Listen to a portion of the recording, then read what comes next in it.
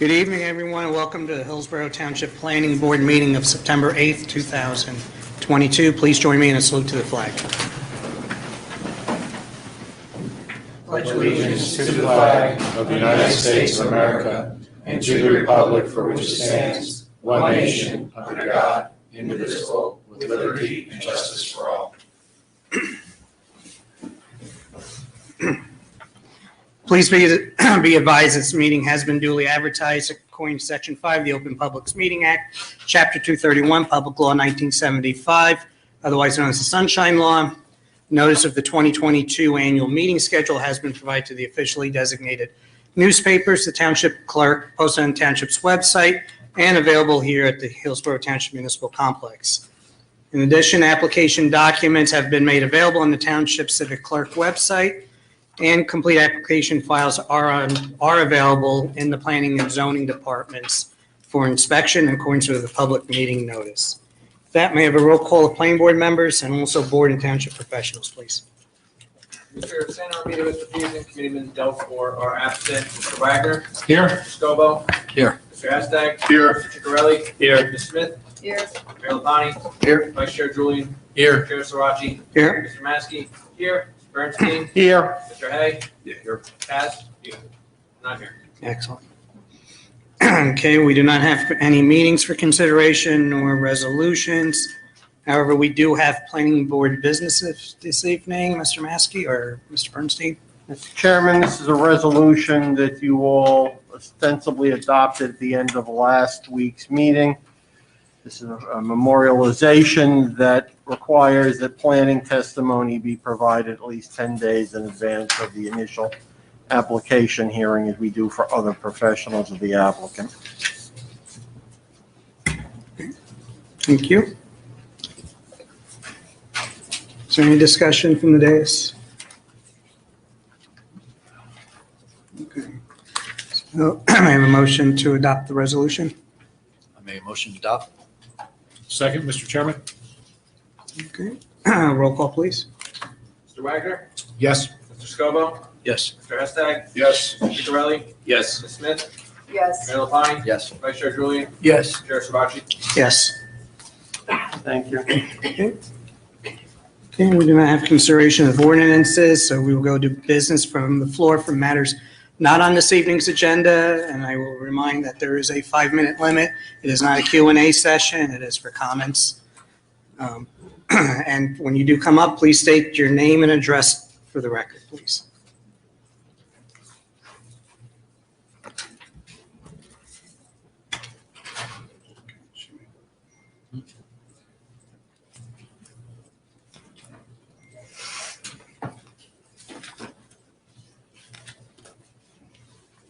Good evening.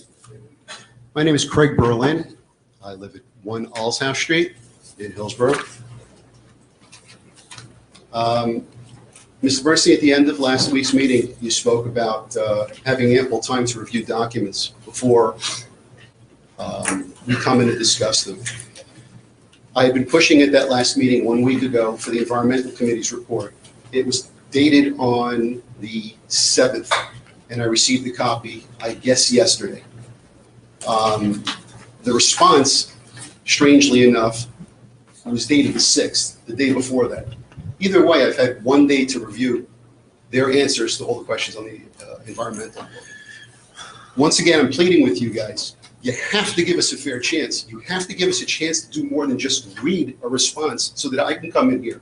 I can run this by my attorney and see if I need to retain somebody or what I need to do. There were a lot of items on the environmental report, a lot of items, and they got one sentence answers. And some of them were just ignored. And I don't think that's sufficient time, and I'd like the record to market. I'd like to ask for, I'd like to bring up the second part of this. This is in New Jersey Biz Today. State adopts updated guidance for locating warehouses. This is no longer in the drafting stage. I'll be brief. On Wednesday, following months of research, input gathering, and listening sessions, the New Jersey State Planning Commission adopted the warehouse sitting guidance. The document was developed by the Office of Planning Advocacy and the Department of State to create comprehensive guidance for local governments to use when updating their master plans, zoning and development standards, and when reviewing development applications. The guidance gives communities the tools they need to proactively plan and locate desired warehouse developments in a manner that makes for good neighbors and avoids negative impacts. That comes from the Director of the State's Business Action Center. The guidance represents the collaborative efforts and input of many state agencies, counties, communities, and interests, including what we heard from the said state, the New Jersey Secretary of State, Tahisha Way. I'm happy we were able to balance concerns on both sides of the issue, working to provide solutions that will allow the logistics industry to thrive more sustainably. So now we're no longer talking about something that's the elephant in the room, which is when this is going to get adopted. It's adopted. And I'd like to ask if the board members are planning to give any of this consideration. It's a pretty lengthy document. I think it hits right on the head. And of course, it's not mandatory, but it allows for guidance. And I know you guys got a really tough position here. I mean, you're hitting a strain on both sides. And I know you're trying to stay, and that's your job. You stay even and fair. But staying even and fair, I believe, would include a full review of this guidance. I'd like to know whether you've had time to digest it since it was adopted yesterday. It is applicable to this project because the application has not been approved as yet. Mr. Chairman? David, you want to go first? Sure. I'm very familiar with the document. I read the draft. I've started reading the final. There are a lot of good ideas in there. I think we have to emphasize it is guidance. There's nothing mandatory in there. A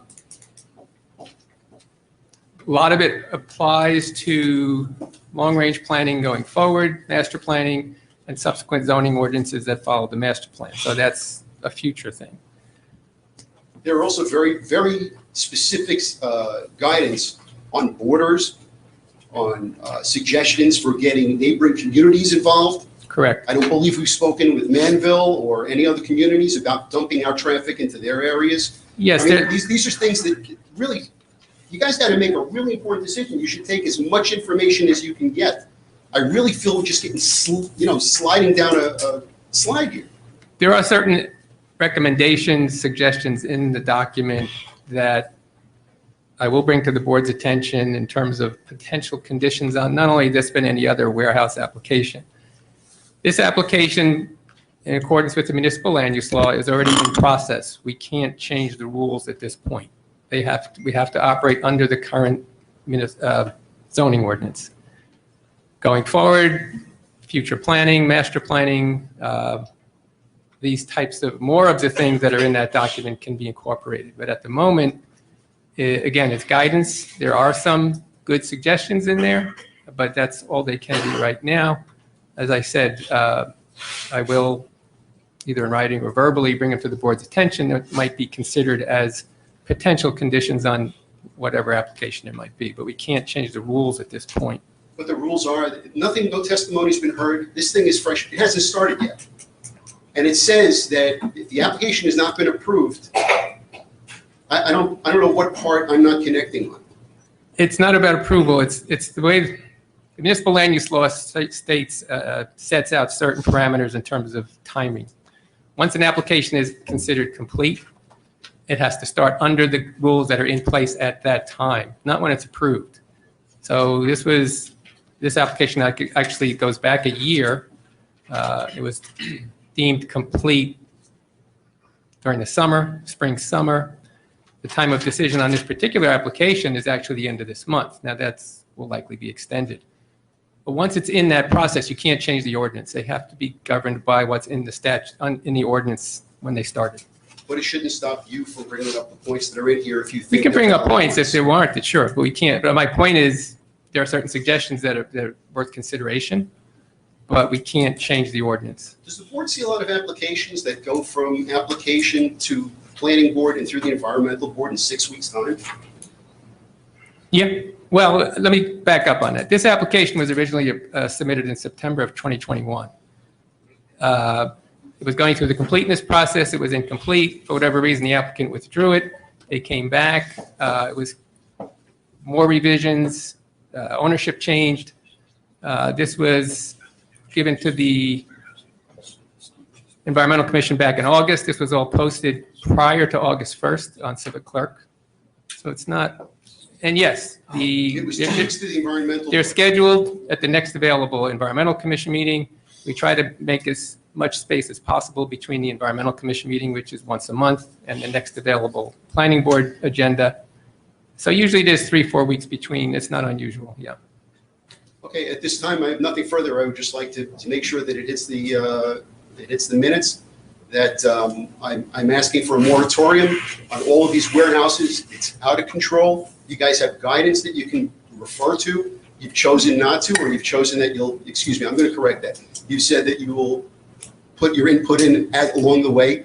I think that what they issued yesterday or today needs to be considered here. There are lives here. Look at this place. You guys get crowds like this all the time? I don't think so. Mr. Chairman, People are very I'm concerned. gonna have to pause out there because this is outside the point of public comment. It's well taken. You feel very strongly that the guidance should be strongly considered. Mr. Chairman, I have asked the planning department today, when I became aware that the guidance had been adopted, that the planning department circulate to all the board members a copy of the adopted guidelines. And I would ask Mr. Maskey to do so. The board can take the guidelines under consideration. Mr. Berlin, this application is not going to get finished tonight. I can almost guarantee it in conversations I've had with the applicant, as well as generally the way these things have gone. So if you need additional time to conduct your own investigation and or retain counsel, et cetera, you're going to have that time, I can almost assure you. I appreciate that. The board is not going to make a quick and fast decision. One of the reasons all these people are out here is many of them either have comments to make or things they want to hear or questions they have of the testimony, and we're not going to be here all night, this night or any other night, for an application. So while I can't guarantee it, I can pretty close to guaranteeing that this application will not be finished tonight. In terms of the board taking consideration, we'll make sure they're going to take consideration of anything that comes before them. What they ultimately do is left to be determined by what the evidence is, what the testimony is, what's brought before them. There cannot be, let me put the kibosh on this, there cannot be a moratorium on this or any other type of application. I Unless believe it's been done elsewhere. it can be I'm done not all, questioning you. I believe it's been it done can be elsewhere. done, doesn't mean it's legal. Which or it can- can't be done, but it has It been can, well, you could, first of all, you can adopt a document that says, you can't have these applications anymore, but there's got to be a basis for it. And the basis is scarce resources, and this is not a scarce resource situation at the time. The state has not indicated it's a scarce resource, nor has any other applicable entity. So in terms of stopping the applications being heard, chances are that's probably not going to happen. Whether the chances of whether or not the applications will be approved will rise and fall on the merits of each and every one of these applications as they are brought before the board. I really wish the public would allow the board to do the job it's retained to do, which is hear the evidence and render a decision, and not make decisions before there is nothing on the record. No one is suggesting that we are thrilled by the number or the length of these applications, or that they will survive. But the board's got to make a decision based on what's brought before it and not necessarily based on emotion. So, nor on, there should be no moratorium, there should be none of these applications.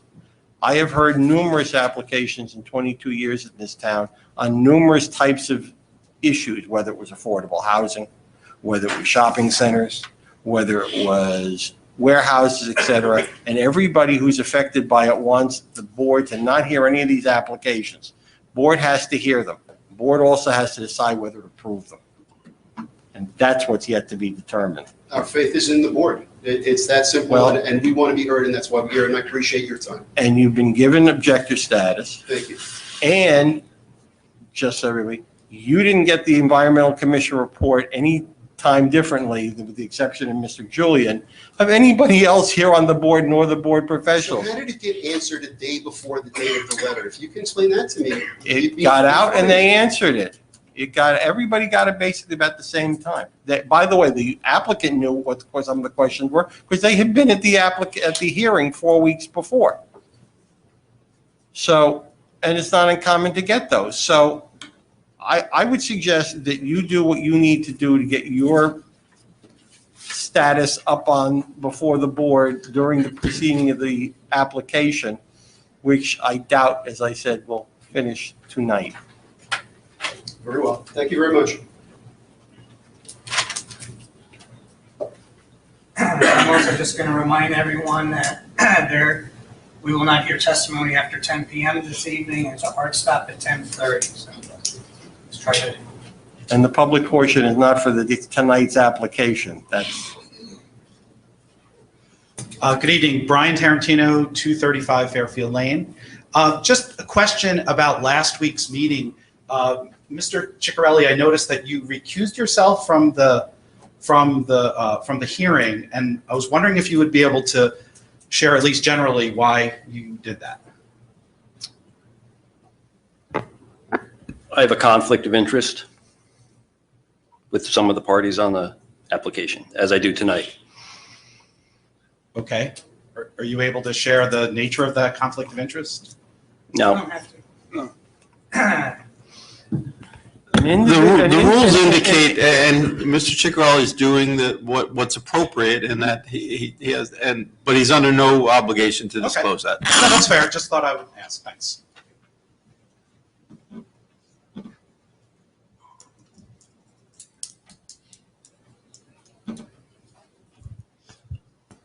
Good evening, members. Hopefully you can hear me. David Brooks, 7 Winding Way, Hillsborough.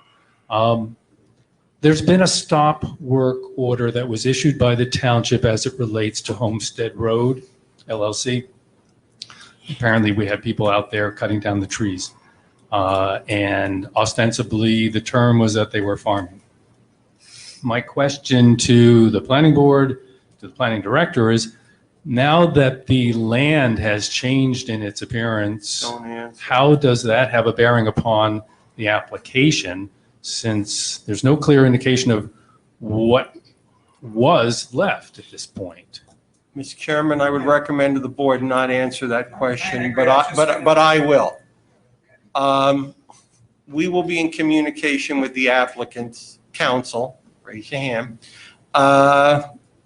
Having sent poor Mr. Fisher in last week to be the victim. We will advise, if they have not been, we will advise them to stop work, and I would suspect it's going to come up as part of the application discussion when they come back here in October. So the board, so you're suggesting the board will request some update with regards to change of land? My office is going to request that the applicant respond to the stop work order at the next board meeting. Okay. And So that I wasn't planning on, but Mr. O'Grodney's getting a heads up. The other part of that, if you don't mind me asking, is that there was information that they were encroaching upon stream corridors. Is DEP involved or some Yes. other? I'm sorry. The answer to the question is yes. DEP has been notified. We have requested DEP to take a look at it. We are waiting to hear from DEP. Okay. But again, not before this board at this time. No, thank you. The other question that I just want to ask the board and or the attorney, Mr. Bernstein, is that property, Homestead Road LLC, there is a warehouse that's proposed that's going to have somewhere between 50, 57 truck bays. The answer is that this is totally on spec. And I would ask Mr. Maskey and all of you, nobody puts 57 truck bays in on spec. When you build a building, you build it based upon its use. And the one thing I've learned about warehouses is that you put truck bays in or you don't based upon how that use is going to be. And I'd like to just get a sense of why the board is not demanding from the applicant, all applicants, what they intend to do with a building, because that will have a tremendous impact, as we know, upon traffic and upon the community. If it's a giant warehouse with Mr. 5. Brooks, you were here when the applicant was last here, were you not? Yes. Okay. And I believe one or more members of the board asked the question, what does the applicant plan on using with the warehouse? And the applicant's answer, I don't believe the applicant per se answered it, but one or more of the applicant's professionals answered during their testimony that it was a spec warehouse. Ultimately, board's going to have to decide, assuming that becomes the ultimate answer, as to whether or not the request meets certain requirements or not requirements of the township ordinances and state law. So the board will get an answer one way or the other before this application is over, and what that answer will be may have an impact on what the ultimate decision is. Very good. Thank you.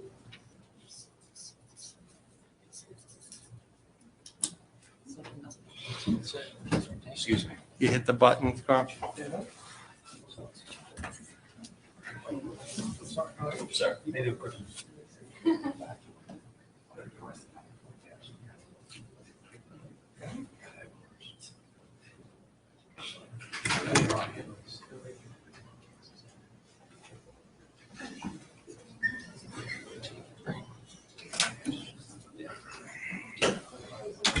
Give me 2 minutes.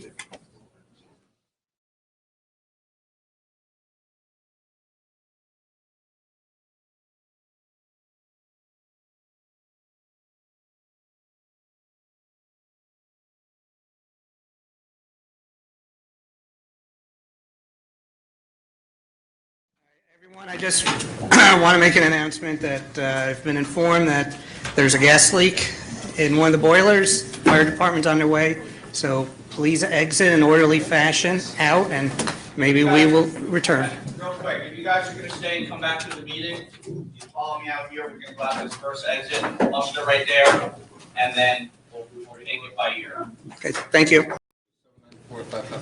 Okay, welcome back, everyone. We're back in session. For those that are watching this at home, I guess they either found the leak or turned off the offending device. So I think we were out for about 25 minutes. So, but we are back in session. So we're still in the open, the business from the floor, matters not on the agenda. And even though we did have a bit of a delay, we're still closing down at 10:30. So, okay.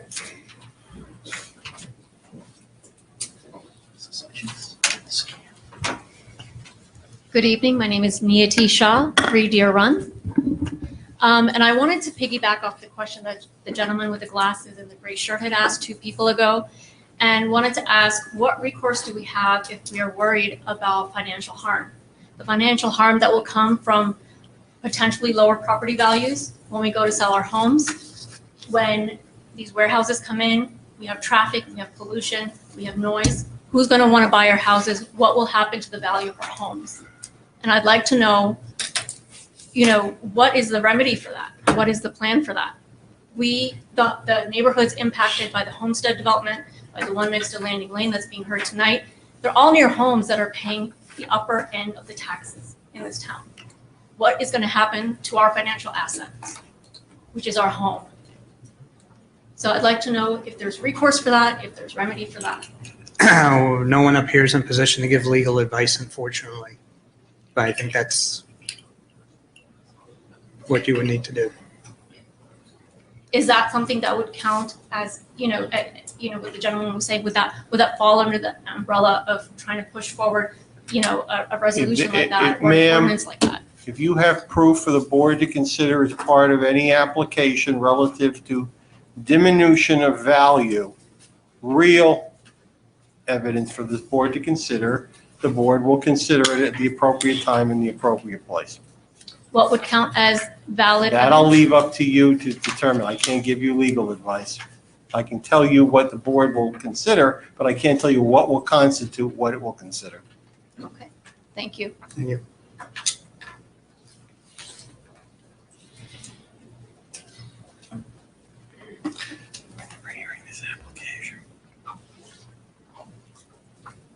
Good evening, Mr. Chairman.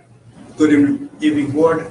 My name is Umang Patel. I live on 15 Lucas Drive, Hillsborough, New Jersey, on a country classic neighborhood.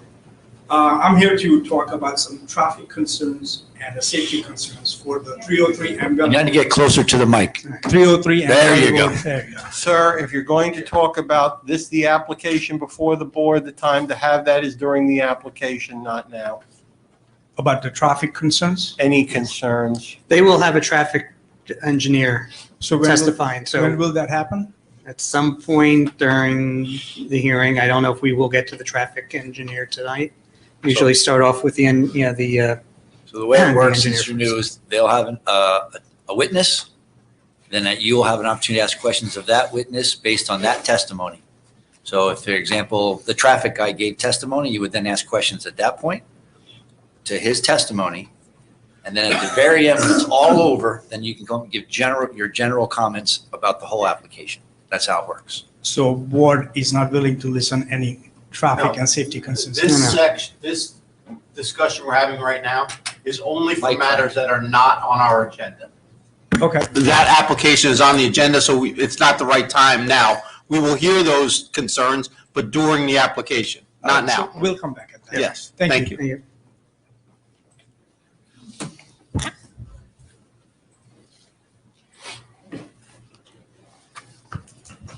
Maria Janusik, 720 East Freck Avenue, Manville, New Jersey. I'm also a Hillsborough Township property owner, Block 86, Lot 3, 2155 Camp Plain Road. Excuse me. I was present at last week's planning board meeting that was on. Excuse me, Mr. Brook, can you please go to your seat and take that pamphlet with you? We told you last meeting that we will not take any signed petitions or anything having to do at this time, or I'll have to ask you to leave. I'm allowed to talk to people, and I don't think that in this country, you can tell people they can't talk to them. Mr. Brook, you know Mr. the Brooks, rules. this is a quasi judiciary Exactly. board here, and I get to run it. And if you're disruptive and trying to distract the members up here, I have every right to ask you to leave and take your business outside those doors. I have that ability. He's interrupting. I'm not. No, I've been watching you with great patience. And since the mayor has brought it up, We asked you last meeting Okay. not to pass a petition or have anybody sign anything during the meeting and to take it outside. Was that not correct? Do you have the authority to tell me what I can and cannot do? if you're disruptive in a hearing, yes, I do. Having somebody. All right, Mr. Brook, you've already had your moment up here. So if you please Do just sit not be there and watch me. disruptive. One more comment from the floor will constitute your, has to be removed. Ms. Janusik, sorry to interrupt. Sorry, and you're going to get time back. I was present at the last planning board meeting, which was held last week, September 1st, 2022. And during that meeting, there was discussion regarding a letter from Joseph C. Torriello to Eric Bernstein, the Hillsborough Township Planning Board attorney. And this was in regard to an inadequate notice. What I remember, the response was that Attorney Bernstein gave the board the option of deciding whether new notice should be given or whether you can go along with what was provided. And then the board gave the applicant the option of deciding whether they want to go along with the application, with the notice as is, or to change it.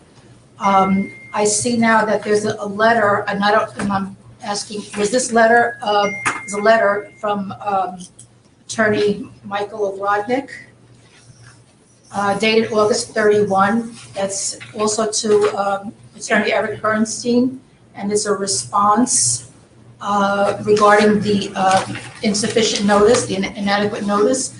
Was this letter available last week? Because I don't recall anyone bringing up any of the points that Attorney Michael Ogrodnik provided in regard to the notice. And in his letter, Mr. Attorney Ogrodnik is stating that the notice was adequate. I don't recall anybody saying that it was adequate. Actually, Mrs. Janusik, Mr. Fisher from Mr. Ogrodnik's partner was here last week, and he brought up the issues as to why he believed that his client's notice was sufficient when he was sitting at that table last week. Yes, I remember Mr. Fisher, the attorney, Mr. Fisher being here. Right. And the letter was referenced And the letter multiple was times. referenced The letter. Was referenced by multiple Mr. times. Ogrodnik and was referenced also by Mr. Torriello relative to Mr. Fisher's comments. Okay, and so the response from Attorney Bernstein to the board was to decide whether or not you want to, you consider that notice sufficient or not, or whether it should have been. Mr. Fisher was advised and he had chose to proceed at his own peril. That was what his, knowing full well he could be contested after the hearing, and they chose to proceed. Okay, so that would be the usual procedure for the board, to let the applicant gamble whether or not the application is going to be approved or not? It was a two-pronged approach. One, we gave them the option, and they had indicated they'd like to proceed. And And then the board took a vote whether or not we felt that that the notice was sufficient or not. And the board, I think, was unanimous in the affirmative that it felt it was sufficient. Okay, I don't recall that the board made a unanimous vote. We did a roll call, and I believe it And was unanimous. All right, thank you. Sure, thank you.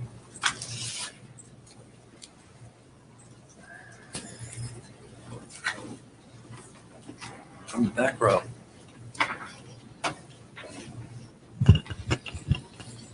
Susan Gulliford, Hunt Club Road. I want to do a follow-up question on Brian Tarantino's question about the recusal. I'm sorry, I don't know how to pronounce your last name. John's recusal. Is this recusal going to apply to all the REDCOM applications? And will the recusal also apply to any executive sessions or discussions involving any of the REDCOM applications? That would be John's decision at the time of each time that we either have a next hearing or an executive session. So he can decide, if you decide to call an executive session, he can recuse himself or not. And if it's felt there's any problem, I guess it would be up to Mr. Bernstein to tell you, Mr. Bernstein. to advise you. He can provide advice. I can tell Advice. you, And he- probably and he 15 will. years ago, he provided me advice one time. Okay. Okay, He thank you. will.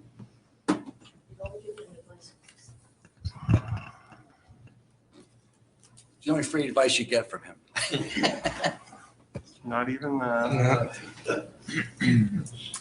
Okay. Seeing no one else, we are going to start this evening's public hearing on 303 Amwell LLC, JMJ 4, Abiel LLC, with the file number of 21-PB-17-MSPV. And Mr. Grodnick, I will let you provide an overview of the application. Yes. and Mr. Chairman, you- I have to recuse myself. So you've made a decision, okay? Thank you. Good night. Let the record reflect Mr. Ciccarelli has left the dais and is recused. Good evening, members of the board, members of the public. My name is Mike Ogrodnik. I'm an attorney at Savo, Shaw, Corsini, Warner, Gillespie, Ogrodnik, and Fisher in Somerville, and I represent the applicant in this case. Tonight, we're here seeking preliminary and final major site plan approval necessary for the construction of an 85,438 square foot building consisting of 81,108 square feet of warehouse space and 2 internal office spaces totaling 4,330 square feet. The proposed building includes 14 loading loading docks, and 42 parking spaces. The proposal is to provide ingress and egress to the site via a single driveway from Amwell Road. This is a property that's currently vacant. It's located in the CDZ, which is the corporate development zone on the north side of Amwell Road, just east of Willow. Bordered on the north by a large tract owned by Hillsborough Township. It's bordered on the east by a residential house and a tree service business, and on the west by a house and vacant land. The CDZ zone is a zone that permits warehousing and office space as what's called the conditional use under the quote-unquote light industrial use. And as indicated previously, as in previous applications, the tenant has not yet been identified for the proposed building. As noted in Mr. Maskey's memo dated July 25th, 2022, this application respects all the use, area, and bulk standards of the CDZ zone, and no bulk variances or use variances are required. We have identified a series of C bulk variances as follows. The first bulk variance is a new ordinance that requires make-ready electric vehicle parking spaces or electric charging stations. Based on the total number of parking spaces, 1 MRPS, the acronym, is required. And after review and after discussion with the applicant's professionals, the applicant comply with this new electric vehicle requirement and eliminate this C bulk variance. And I know many of you were at the Environmental Commission hearing, and we spoke about the tree mitigation variance, which the township code under the CDZ zone prevents removal of trees of more than 60% of the existing trees. And this is a requirement under the ordinance. We're also proposing the removal of 292 trees, which is 61.1% of the existing tree coverage. In the initial application, the applicant also requested under section 188-164E an economic hardship waiver requiring 338 replacement trees, 87 trees proposed, therefore that variance was required. After discussion with the applicant and the applicant's civil engineer, the applicant believes that we can make some minor adjustments that will eliminate the 60% variance, so eliminate the variance for tree removal, and the applicant is going to agree to pay the deficit and not seek the variance and have a cash contribution of $81,575 for the tree deficit identified in the planner's report. With this, all the variances will be eliminated from this application, and then this application will not seek any variance relief. There's also design waivers. Design waivers are not quite the level of variances, and there's been 3 design waivers that have been identified. One is for a rear sign, where 40 square feet is proposed and 10 square feet is required for a directional sign.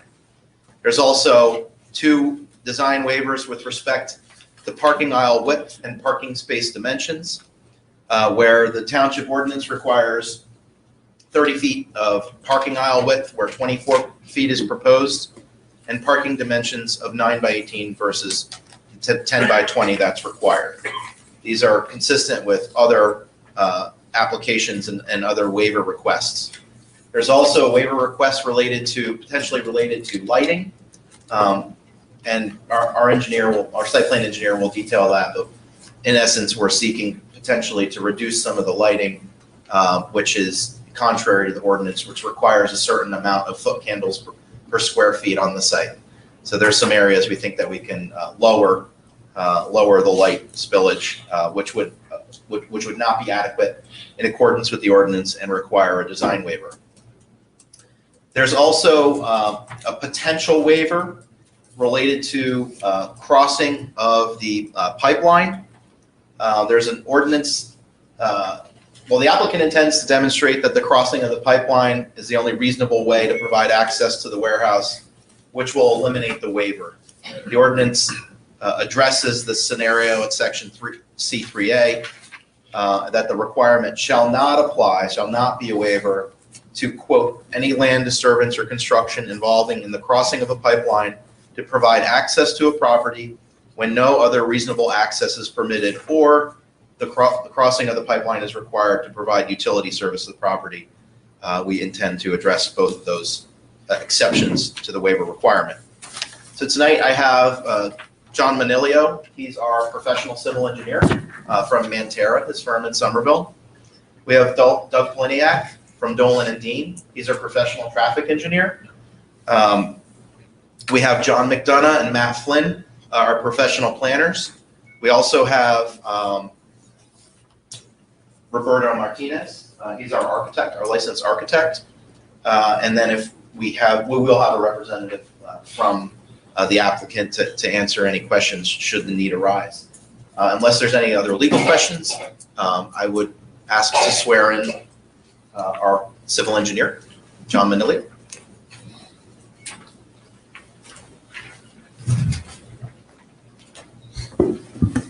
I'll swear you. Sure. You swear any testimony you give tonight is going to be the truth, the whole truth, and nothing but the truth? I do. Just get real close to that mic. You can have a seat. And if you could just state and spell your name, please. Sure. So my legal name is Giovanni, Giovanni. Last name Manilio, Manilio.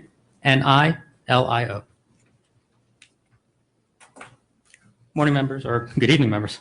So a little bit about myself. I have a Bachelor's of Science degree from Syracuse University in civil engineering.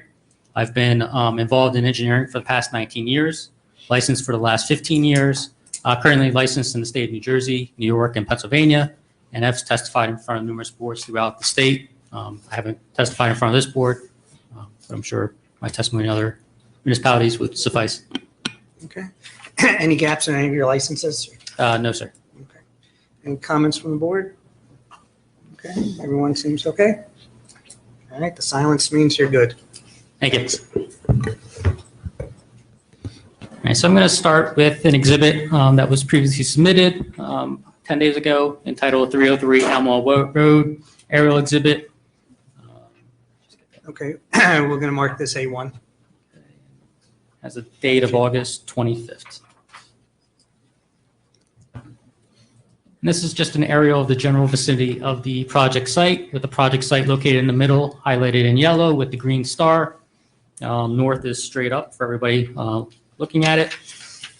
I believe Mr. Orgonic did a good job describing the property, the surrounding uses, so I won't go through it in any more detail, but I do want to state that the area to the north and the purple line represents the zone line, so everything to the north of Amwell Road and to the east of North Willow Road is considered CDZ zone, which is the corporate development zone.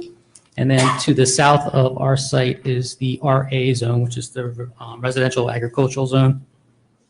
The site is currently 11.35 acres. There will be a small taking from the county for right-of-way purposes, which will reduce the lot area to 11.31 acres. The site currently consists of about 80% of wooded areas, and then the remainder 20% consists of tall grasses, fields, and some minor impervious and gravel. There is an existing curb cut that's kind of centrally located on the on Amwell Road right here, with a small parking area for consisting of gravel as well. That's proposed to be eliminated as part of this application. Additionally, there are some small encroachments from the neighbor to the east, and again, those will be removed as part of this development. I'm going to go to my next exhibit, which is entitled 303 Elmo Road Site Rendering, with the date of August, confirm it's the 25th. August 25th, 2022. A2. Oops.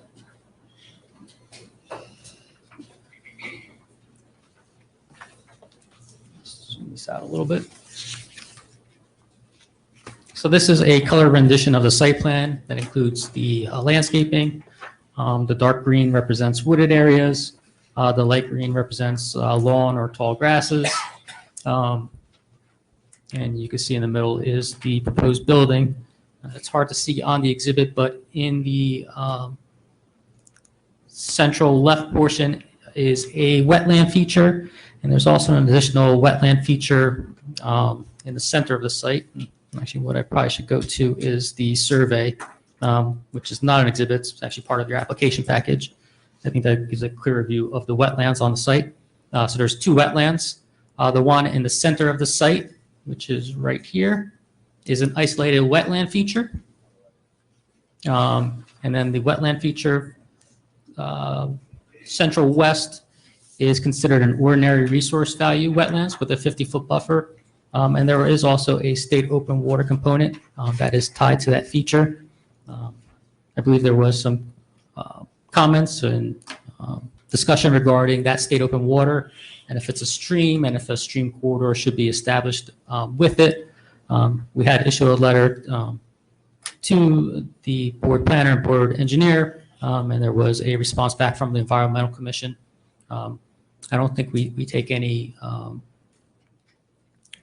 what's the word I'm looking for here? We're fine with the determination that the Environmental Commission came back with as far as applying a stream corridor. As far as the extent of the state open water or stream on the site, per DEP definitions, we don't believe it's a stream, it's more of a drainage swale. However, on the LOI, which is based on this survey, the state open water is called out, and it is within the LOI that was approved for the site on January 5th, 2022. So we believe the limits of the stream or state open water is valid as it was verified by the state. So you're going to abide by the township's stream corridor? That is correct. I'll go into it a little bit more. So there is going to be a 150-foot buffer. Mr. Chairman, first of all, Mark, this is A3. And I think Mr. Hay has a question, has a comment for the board. I'm sorry. Mr. Chairman, I just wanted to comment on, that this plan and actually this, the survey, as well as the plan that you'll probably find in your packet, which is sheet 02, which kind of shows a little bit more in terms of depth, in terms of the wetlands transition areas, as well as the steep slopes.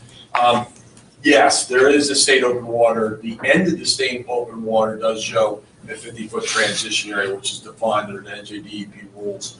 One of the issues I have, of course, looking at the EC memo that was provided to me yesterday, was I apologize for that. One of the issues I have with that is the fact that the terminus of that state open water, typically, in my definition, and reading the definition with the township, that really should be the end of the stream. There was questions as to, and I think inferences in the letter from the EC as to whether or not the ditch that goes through, really kind of bisects through the property, could be considered under the township ordinance as a stream.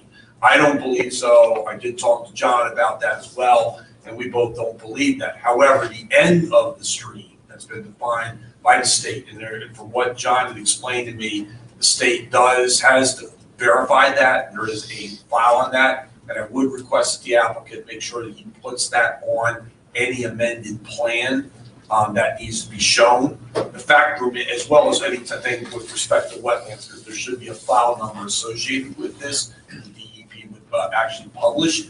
The fact is that when you have a state open water and you have a definition stream, typically what happens is if you have a local or a county ordinance, you find out that typically they match. The township matches because the township stream definition is very easy to read. It is essentially something that conveys water, whether it's intermittent or what have you, and it has banks. This ditch that goes through that, I believe, after looking at some of the photos, aerial photos that I was able to look at, I don't believe that it meets our ordinance, but I do believe that the end of the terminus does meet that, and therefore the 150-foot buffer would apply at the end, and for the very small length that comes out and traverses to the west of the property. So this plan, even though I would say the surveyor did not show that, the plan that's 02 should depict the 150-foot buffer because the corridor definitions are very, very specific.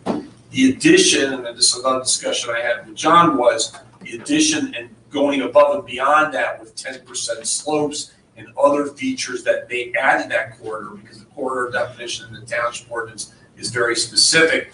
I don't believe that that is going to be an issue.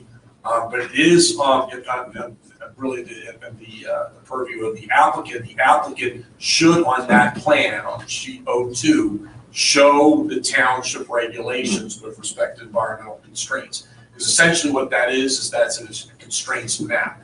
And then when showing that constraints map, that should then translate over to site plan and show what would not be able to be placed within that corridor. Because it's very specific. You can't do any type of activities within that corridor. In my estimation and discussions with Dave Maskey, it appears that the corner of the building, the proposed building, I might be getting a little ahead of myself, is 173 feet from the end of that corridor depicted on this exhibit. The corner of the parking, associated parking, is about 160 feet. Unfortunately, the application shows grading activities within the stream corridor within our definition that would have to be removed.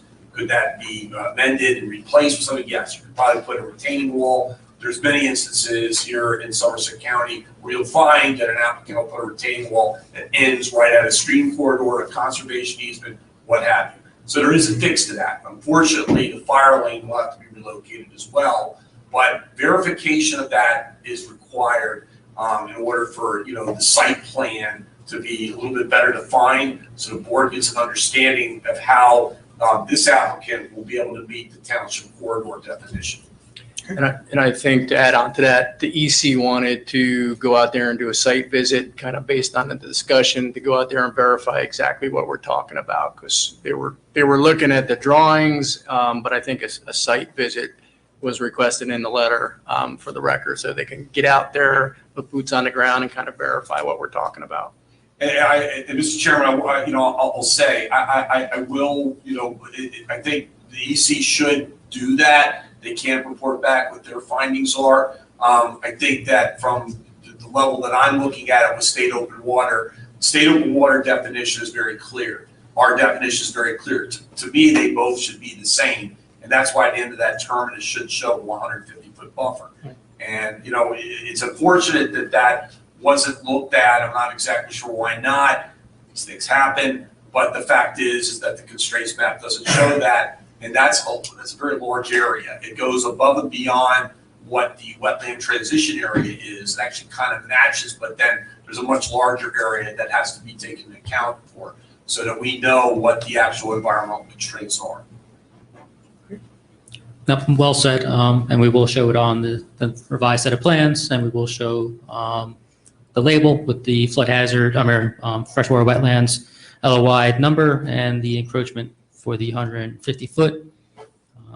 And like Mr. Hay had stated, there is some encumbrances inside that 150-foot, which we believe we could take out of, or I also see that the ordinance does allow some buffer averaging as well as a alternative, but again, we will rely on the board and their feeling on the stream corridor. Council, would you honor the requested EC to go back out there or do a site visit, or? Yeah, I believe we've already been in communication with Deborah regarding a site visit. That's not going to be a problem. Okay, thank you. So I do want to state that also, even though there is a state open water component, the state only requires a 50-foot riparian buffer on that feature, which is shown on the plans. The state open water feature also does not have a flood hazard component to it. It drains less than 50 acres. It's actually about 25 acres. So there's no flood hazard component on the site as well.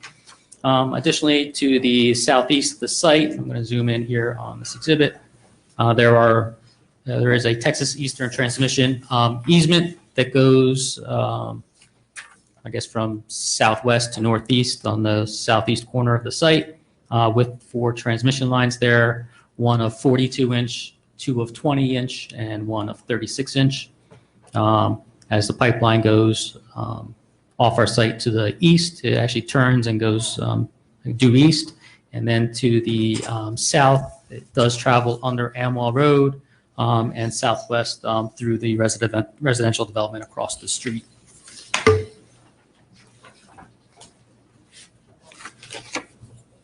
I'm going to go back to A2, which is the site rendering. So now I'll go into a little more detail about the site. So in the center of the site is the proposed building. It's a 85,000, about 400 square foot industrial building, broken down right now as shown as 2 tenant spaces. One tenant space to the north and one to the south, both having their own distinct parking lots. The one to the south has 22 parking spaces, and the one to the north currently shows 20 parking spaces. Per recommendation of the Environmental Commission and reducing the tree disturbance from 61.1% to 60%, what we are going to propose, and with our next revised set of plans, is to eliminate some of the parking to the north. Instead of having parking on both sides of the driveway, we will only have parking adjacent to the building, which will reduce the parking by about 6 parking spaces and get us, I believe it was a little over 60%, but with some tweaks to the grading and now with the retaining walls for the stream corridor, I'm confident that we could get under 60% with the tree disturbance. Access to the site is by way of a 2-way ingress-egress, located a little bit further east from the current driveway that's out there today off of Amwell Road. We've gone back and forth with the county, and we have widened the driveway to allow for trucks to come in and out without interfering with opposing traffic either in Amwell Road or within the driveway.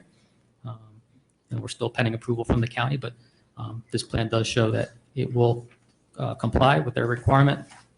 As far as traversing through the transmission line easement and the 75-foot associated buffer, again, this is the really only way to get access to the site with the least amount of disturbance to the wooded areas or to environmentally sensitive areas, and actually the least amount of impervious coverage as well. So as far as a reasonable approach to the site, this is the only way to get onto it reasonably. Additionally, there are 2 offices shown on this plan. You can see them kind of in the lighter brown color on the corner of the building. They're 2,165 square feet each. Again, this is proposed as a spec building and a dual tenant, but there's nothing stopping from one tenant utilizing the whole space. Loading docks are currently located on the east side of the building. We are showing 14 possible loading dock spaces and 2 possible drive-in door spaces. Again, when a tenant comes in here, they may choose to use less loading dock spaces, but for purposes of approvals, we do want to get approved for the 14 loading dock spaces. Fire access is provided with a ring road that connects the northern parking lot with the southern parking lot, and that's shown here in the light gray. That will be blocked off with chain and bollards, and we will provide a Knox box at the fire access lane as well. To the east of the loading area, right here in these gray boxes, are the refuse areas. They will be screened with fence and with landscaping. There are 2 separate distinct areas, one for each tenant space, and we'll have adequate room for refuse and recycling, and they will be picked up by a private hauler. We are also proposing lighting for the site. It's going to consist of LED lighting, both building mounted and pole mounted. All of the pole mounted lights are equipped with house side shields. We are asking for some relief on lighting. One of them has to do with light spillage. I believe no foot candles is allowed at any property line. We do have a slight increase of at 0.1 along the eastern property line, which we believe we could adjust and make work without having any spillage. And then there is spillage at the front property line with the driveway where it meets Amwell Road, and that is at 4.5 foot candles. Again, that's for safety purposes, and that's the main entrance to the site. We can look at reducing the light levels, but I believe we're still going to exceed the 0.1 foot or 0 foot candles at the driveway. Additionally, height of light fixtures, we are proposing 20 feet where the code does require 15 feet. And again, that's something that we could work on, but there are some areas where the extra height is needed. And the reason for that is you have, a loading dock area where you have 135 feet of open space, and you need to put lighting both on the building and on the far side of the curb line. So to get adequate lighting in there, the higher the light, the more distribution that is thrown out. So that is the request for the 20 foot. Additionally, through the easement, we're trying not to put any structures within the easement. The easement's roughly about 100 feet, give or take. So we have a light pole to the south of that easement and another one to the north. Again, putting in my 20 feet will provide the required minimum foot candles of 0.3 foot candles in the pavement areas. But we have no issues with reducing some of the heights of the lights, especially in the parking lots or the building mounted lights facing the residential to the south, and additionally the parking lot to the north. So that's something that we're we're okay with. Additionally, maximum average illumination. The ordinance permits 0.5 foot candles. We're at 1.4. That's something, again, that we could look at. But my fear is the lower the light, the higher intensity it is, and the higher the average is going to be. But we'll look at either adding more lights and having less intensity for each one. But that's something, again, that we will work with and try to get to 0.5 foot candles. For signage, we are proposing 2 building mounted signs and 1 freestanding sign. The ordinance does permit 2 building mounted signs if you do have access from the rear facade, which we do. As far as conformance, the front sign, which is on the south wall facing Amwell Road, is proposed at 40 square feet. Ordinance allows 10% of the building facade or 40 square feet, whichever is less. So 40 square feet is what we're complying with, and that complies. For freestanding sign, we are proposing a sign to the east of the driveway shown right here. That sign is additionally 40 square feet. It has a height of 7 feet. It has 20 feet from the curb/roadway, where the ordinance permits a 40 square foot sign. We comply. A 15-foot height in sign, we comply. And 10 foot from the curb or roadway, which we do comply.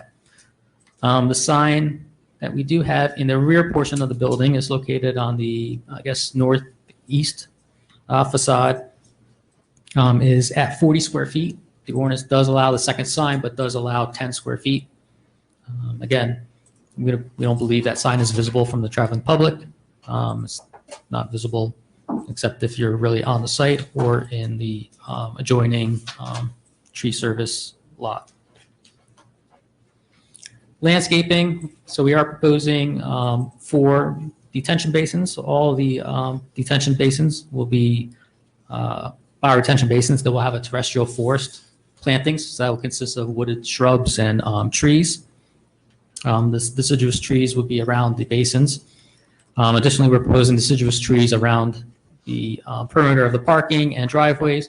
You can see those with the green circles. And we are also proposing evergreen trees to fill in some of the buffer areas to the east to buffer the building, the loading area, and the refuse area.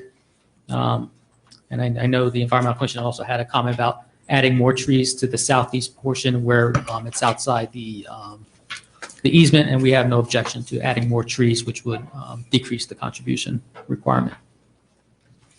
As far as tree removal, per the ordinance, 704 tree replacement trees are required, but there is an economic hardship component of the tree replacement where you only have to plant trees up to 1.5% of the improvement cost, which reduces the amount of replacement trees to 251 trees. Again, 87 trees are proposed. That number will probably go up as we add additional landscaping to the southeast corner of the property. And whatever we can't comply with, we will pay with contribution in lieu of. As far as stormwater, we have 3 small-scale bioretention basins, one right here to the northeast of the building, one to the east of the building here, and one right here at the intersection of the parking lot and driveway. And additionally, we have a large-scale bioretention basin, which is located in the south central portion of the site. The 3 small-scale bioretention basins will treat water quality for the site, and the large-scale bioretention will treat quantity for the site. So quantity and quality have been satisfied for the site. As far as groundwater recharge, we are asking for a waiver due to poor infiltrating soils and soils being reclassified as D. I know that the soil survey does show a majority of the site as C soils, but there was 4 soil borings done and 20 test pits done throughout the past year. And in those areas, there were, I believe, 10 infiltration tests done, both basin flood and in situ, and all the results came back at less than 0.2 inches per hour. Per the BMP manual for bioretention basins, you need 0.5 inches per hour design, which is a 1 inch per hour test result, which we did not get. And for reclassification purposes, you need at least 0.2 inches per hour, which we did not obtain out in the field. Again, this is being submitted or has been submitted to DEP as well. So it's still under their jurisdiction as well as far as the reclassification. And if they agree with our classification as the whole site is D soils. There is also shallow bedrock ranging from 3 to 6 feet below grade out here. Additionally, I know there was comments from the Environmental Commission about depth of the testing, saying that we went too deep and we went, right to the bedrock. Again, the B&P manual for the state does dictate how deep you need to do the tests. Per their requirements, you have to perform the test at the most restrictive layer, either at 8 feet below the bottom of basin or twice the depth of the water within the basin for the largest storm event, whichever is greater. And in the small scales, the greater of the two would be the 8 feet. And for large scale, it would be greater than 8 feet. But again, we hit refusal, and the most restrictive layer is the rock, and that's where the testing was done throughout the site. So we can safely say with the results that we received from the geotechnical consultant that the soils can be reclassified as D soils. As far as the use, the light industrial warehouse use is permitted in the CDZ zone as a conditional use. And just to go through those conditions and compliance, I'm just going to go through that real quick. Minimum lot size of 5 acres is required, where a lot size of 11.314 acres is proposed. Minimum lot frontage of 300 feet is required, where a frontage of 614.9 is proposed. Minimum front yard setback of 100 feet is required. We're proposing 4 times that at 407.4 feet for front yard setback. Minimum side yard setback, 75 feet is required, 75 feet is proposed. Minimum rear yard setback, 100 feet is required, 119 feet is proposed. Maximum other impervious surface is 50% is required. We're at 33.8% proposed. Maximum building height, 40 feet is allowed, 39.32 feet is proposed. Maximum building height for stories is 3 stories, 1 story is proposed. And minimum buffer area, 50 feet is required along residential uses, and 50 feet is proposed along both residential uses.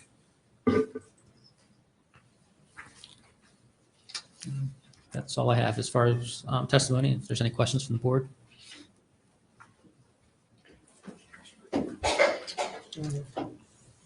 Mr. Chairman, I do want to find out if the applicant's engineer can go ahead and possibly address the EC letter as well as my letter. Sure. Do you want me to do that this time, or do you want to go through questions first? If that's okay with me, Mr. Chairman. Yeah, I think let's go through the memos. Now, I'm not familiar with this board. Do you want us to go line by line, or if we comply or have no issues with it, do you want us just to kind of skip through those? I think, Mr. Chairman, if it's okay with you, I mean, I would like to know which items that they do have concerns with. If they're in agreement with all of our items, I think that's fine, expedite things, but I think that there's a number of items in the EC memo that they probably should go through first, Right. address those, and then go on to the engineering letter. And for those items that they do have issues with, that they should go ahead and state that on the record. Yeah, I would concur. I mean, there's a lot to unpack in this Environmental Commission letter. So I would request, let's go over each item. Sure. For the Environmental Commission, I think the engineer's letter is a little more straightforward. So I'm going through the Environmental Commission letter dated September 7th, 2022. I am going to start on page 2 of 7. We start with the groundwater recharge. Yeah, so plan does not satisfy a groundwater recharge requirement. I believe I testified to the soils. So yes, a majority of the site has sea soils. And we have done, like I said, 5 soil borings and 20 test pits out there. We also did 10 infiltration tests throughout the site, and all the results came back 22 inches per hour or less. But your testimony was based off the Whitestone report? I'm sorry. Your testimony was? It's based on, actually there was 3 reports. I don't think you have the latest one, which just came in last week. But there was another round of testing done between the Environmental Commission meeting and tonight's meeting. So there's 2 reports that you do have, I believe, and there's 1 more that we will submit. So, yeah, I mean, the ECs only saw the plan with 6 test pits in it, which they said, is not extensive enough for that large, 8.9 acres of the whole site itself. So can we get that report back to the Environmental Commission so they can review it again? Yeah. Because there's no way No for, objection to that. no way for us to kind of know if that's accurate or not in terms of reviewing it. Yeah, so not an issue. What's that? Yeah. The question is, when was that other report done and testing? Just got it. Yeah, I want to say end of August is that when I received it? So probably about a week ago. I actually received it this week, but it was done. So should I dare to ask the next obvious question? Why doesn't the board or its professionals have a copy of it? So my office received it, I'm not sure if it was yesterday or the day before. You got a copy of our Environmental Commission report that was stated yesterday, so No, no excuse. Nope, It should have been overnighted. nope, you're totally right. So we'll So submit. therefore, you're proposing to answer questions on testimony to report that no one has seen. So with the results that we had, I'm not going to, all right, so there, I'll go back to the point again. Yeah. You're about to testify on a report that no one has seen, nor been provided to the board or the board engineer or the Environmental Commission, and or the public, or anyone else for that matter, and you're going to provide testimony without any basis upon which this board has to review the report you're testifying from? so I'm going to take a step back. So with the reports that you did receive, not the latest one that hasn't been submitted, the results are similar where no test pits came back with, again, we will submit that information. I'm not saying that yet. No. Mr. Ogrodnik, you've been before this board more times than I choose to mention. You know the routine. Why is your client testifying to material that the board nor anyone else has seen in order to verify, A, that what he's testifying to is in fact correct, and B, as to the veracity of the report in and of itself? Two things. I got that report today.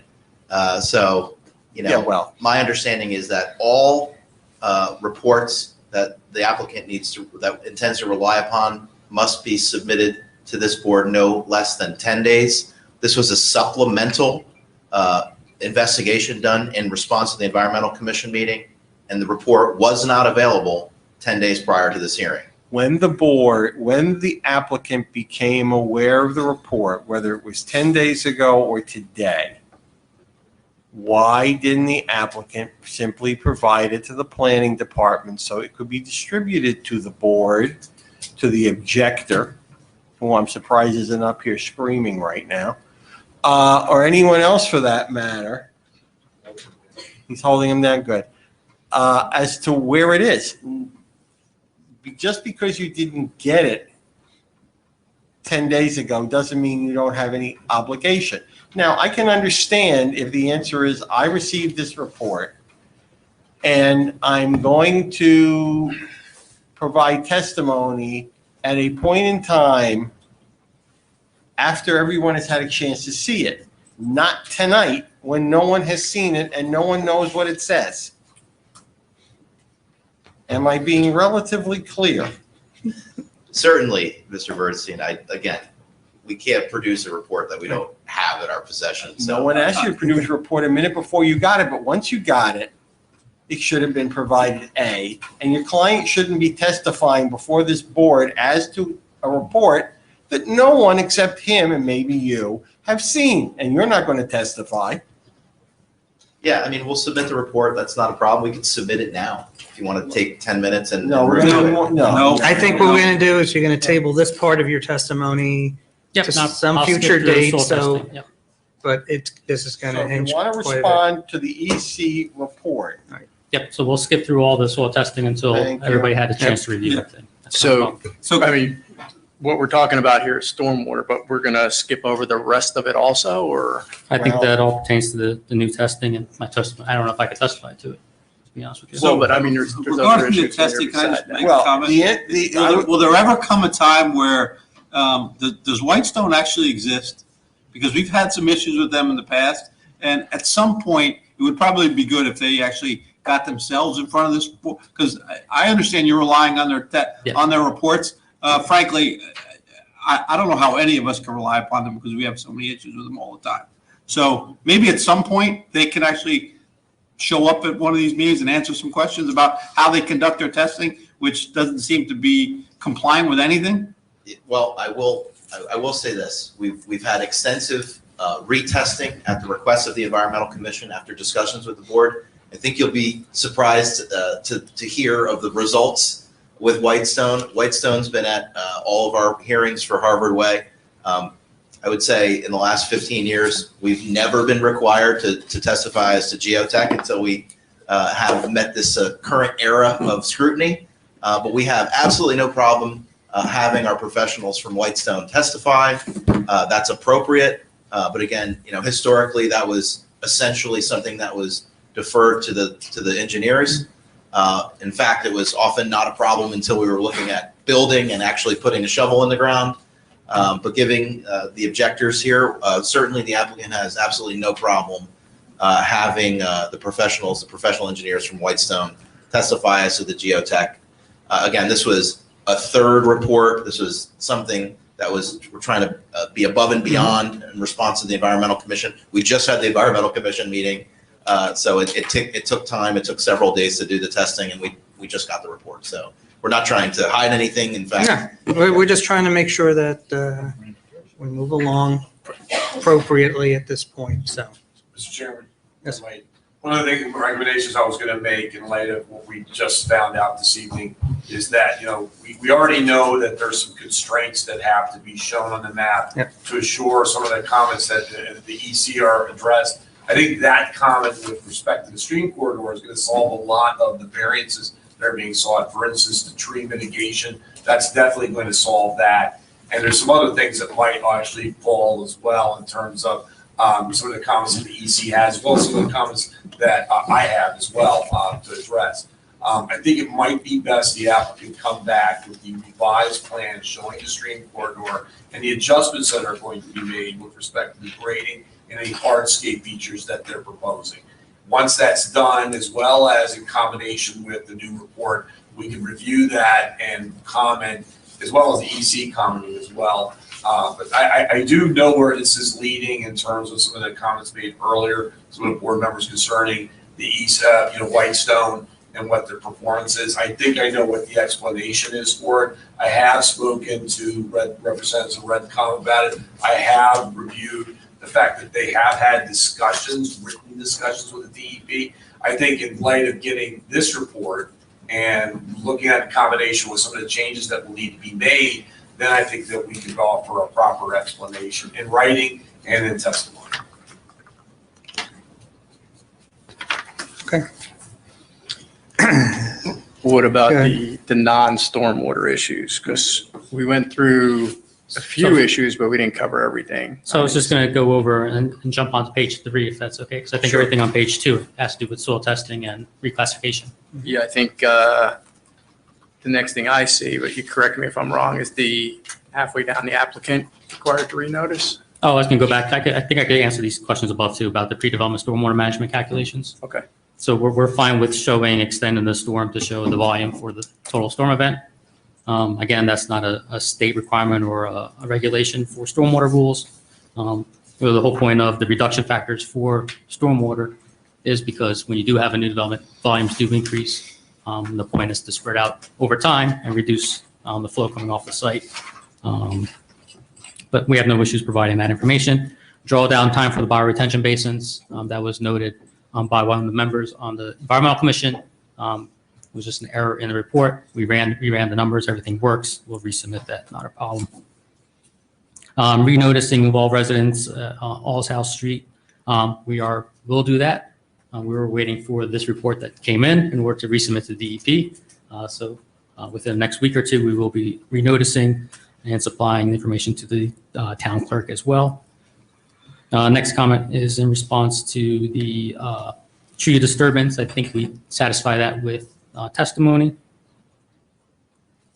The next bullet point again is with the tree replacement. We testify that we will plant additional trees as recommended in that location and pay the contribution in lieu of. The following comment, I believe, has to do with the regulated water, which was testified to as well. So on page 4, the first bullet point there with photographs that were taken by one of the neighbors. Again, there was the environmental consultant was out there. There was actually 2 environmental consultants, one the wetlands consultant and the environmental consultant that walked the site. I walked the site as well. I was unable to find the oil tanks that were shown. Still there. Still there. No, I'm not. Folks, So we have no issues with walking the site with the Environmental Commission and then with the member of the public who actually took the photos. Again, they could be hidden deep in the woods, but we have no issues. We will comply with the state regulations as far as removal and remediation if there is any. Yeah, because, excuse me, we talked about a site visit for the 150-foot stream buffer. So while we're out there, we'll take a look at that too. Yeah, makes sense. Yep. As far as the phase 1 ES environmental assessment report, we will have that updated. So we have no issues with that. Just a quick question. Did the phase 1 recommend doing further SI work by any chance or any type of field investigation? Did not. Can you talk into the microphone? So it did not to recommend anything with respect to site investigation or RI work? That is correct. There was no recommendation for further investigation. Thank you. You're welcome. The following comment, I think it's more traffic related regarding 14 loading docks and 54 total trucks shown in the traffic impact statement. Actually, I think it's a statement of fact. It's just recommending that the town do their own analysis. So there's no comment from us. Next is regard to actually Before you get to that one, can we go back to the one before about the phase 1? Yeah, so we will have that updated or redone. Yep. Before the next meeting? Well, I guess I'll have to find out when the next meeting is and timing wise, but if there's some ample time, yes. Mr. Chairman, I just want to make sure I make a recommendation for an updated phase 1. It's typical for that to be done within 30 days, what have you. And we get the EC to review that also, please. Sure, yeah, it'll be distributed to the town. I think I'm on 1, 2, 3, the 4th bullet point on page 4.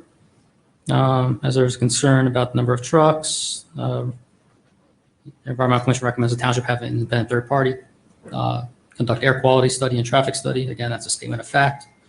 Leave that up to the board. We have no issues with the 5th bullet point about posting signage about no idling. As far as the next bullet point regarding spill trays and drains, I'm not exactly sure what that recommendation is. Obviously, if we could supply it, we would, but I'm just not familiar with this terminology. I guess I might be able to elaborate on that. So there is a drainage system or some type of a under drain system that's going to go ahead and control any stormwater that might hit a concrete pad associated with the loading bays. And there won't be an oil water separator necessary for that? No, so I mean, there's not going to be any oils. I mean, it's like any other parking lot as far as possible contamination from vehicles. So whatever does get into the system would still be pre-treated with the water quality system that would be established. Correct. It would go through the bioretention soil medium, the sand layer, and gravel layer. Yes. Thank you. Applicant to update the air quality section of the EIS. We have no issues with that. We will comply. As the DEP wetland LOI states, there may be vernal habitat. That is correct. And that will be studied in the spring and conducted with DEP. Any findings will be provided to the Environmental Commission. Mr. Chair, I just want to make sure I elaborate that for the board's consideration. What that would mean is that probably end up doing a threatened endangered species review.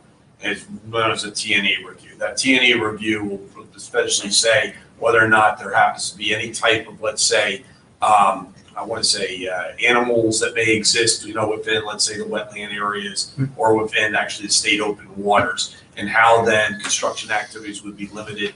Anything that they come back with that also would be corroborated by a DEP permit, a land use regulation program, permit and application, and a jurisdictional determination, that should then go ahead and be translated into the resolution. Thank you. EC recommends that treatment would be minimized to the maximum extent practical. which we will, and that tree protection detail be added to the plans, which we will. EC recommends that the applicant adhere to the tree clearing restriction from April 1st through September 30th. Potential long-eared bat habitat, we're fine with that condition as well. John, real quick question with that. So there was a threatened and endangered species evaluation done as part of you putting in the wetlands application with the land use regulation program? Correct, yep. And you Yep. found that this was this type of species that happened to be there and there was restrictions associated with that? Correct, yep, and we'll comply with the DEP regulation. Thank you. Thank you. Applicants provide update information responding to the county planning board letter. So we're still waiting for a response from the county, but once we receive that, that will go to the town and to any interested party as well. EC recommends the application to be reviewed by the Hillsborough Township Historic Commission. Again, I'm not sure if that's required. Obviously, if it is required, we will comply. If it's not required, I'm not sure if it's applicable. EC requests copy of approval of the design from Enbridge, who is the owner of the transmission line easement, and we're okay with that as well. And we've been working with them in the last couple of weeks as well, getting further along with them. And just kind of getting with that transmission or gas line. And because I know in the beginning, the statement was saying that, you know, what you've laid out here and, you know, going over or through that easement was the only possible design. You know, taking a look at that, you've got, in theory, every bit of traffic coming in and out of there is going right over those gas lines. And Mr. Chairman, if I might add to that, typically in my experience, what happens is gas companies look at this, they inquire encasement and any type of also restrictions and cross-access easements that may exist. We would like to see that depicted on the plans. And as any resolution of compliance, if this board were to approve this application, we would want to make sure we see that and sign off on that before this application goes to zoning permit. We did actually do some test pits out there. I'm trying to remember if it was yesterday or the day before. So Enbridge, a member from Enbridge was out there. They had requested a excavator to go out there and find out how deep the lines were, because they do have minimum depths that you have to maintain. Mm-hmm. So we noticed that one of the pipes was less than 36 inches. I don't know the number off the top of my head, so I'm not going to. Folks, can we, if you have something to tell the board, there will be an appropriate time to do so, but not from the audience, please. Thank you.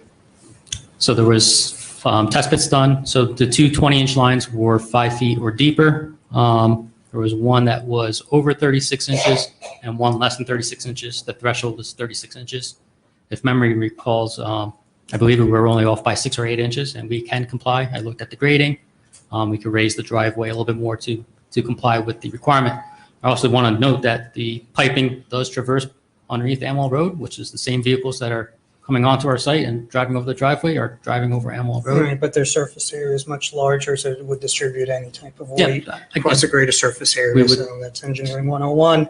You've got a very narrow area where your traffic is going to be very concentrated, and there's at least 2, maybe 3 of us up here that are the ones that passed this ordinance over the 75-foot easement here. So this is something that is, you know, great interest to us, and we take it very seriously. So it's going to weigh very heavily. Yep, totally understand. And just to elaborate a little more with the conversations and documents that we provide to Enbridge, so they also required us to submit documents of any vehicle that will cross that crossing, not only vehicles, you know, during the life of the development, but during construction as well, including rollers, excavators, dump trucks. So there was a lot of information provided. They did give us some feedback on one of the steam rollers that we would use for compaction, and gave us conditions that we have to put on the plans. So we will add those to the plans. But yeah, Can you add those conditions to the plans with your revised plans you need to submit back to the board? yes, we can.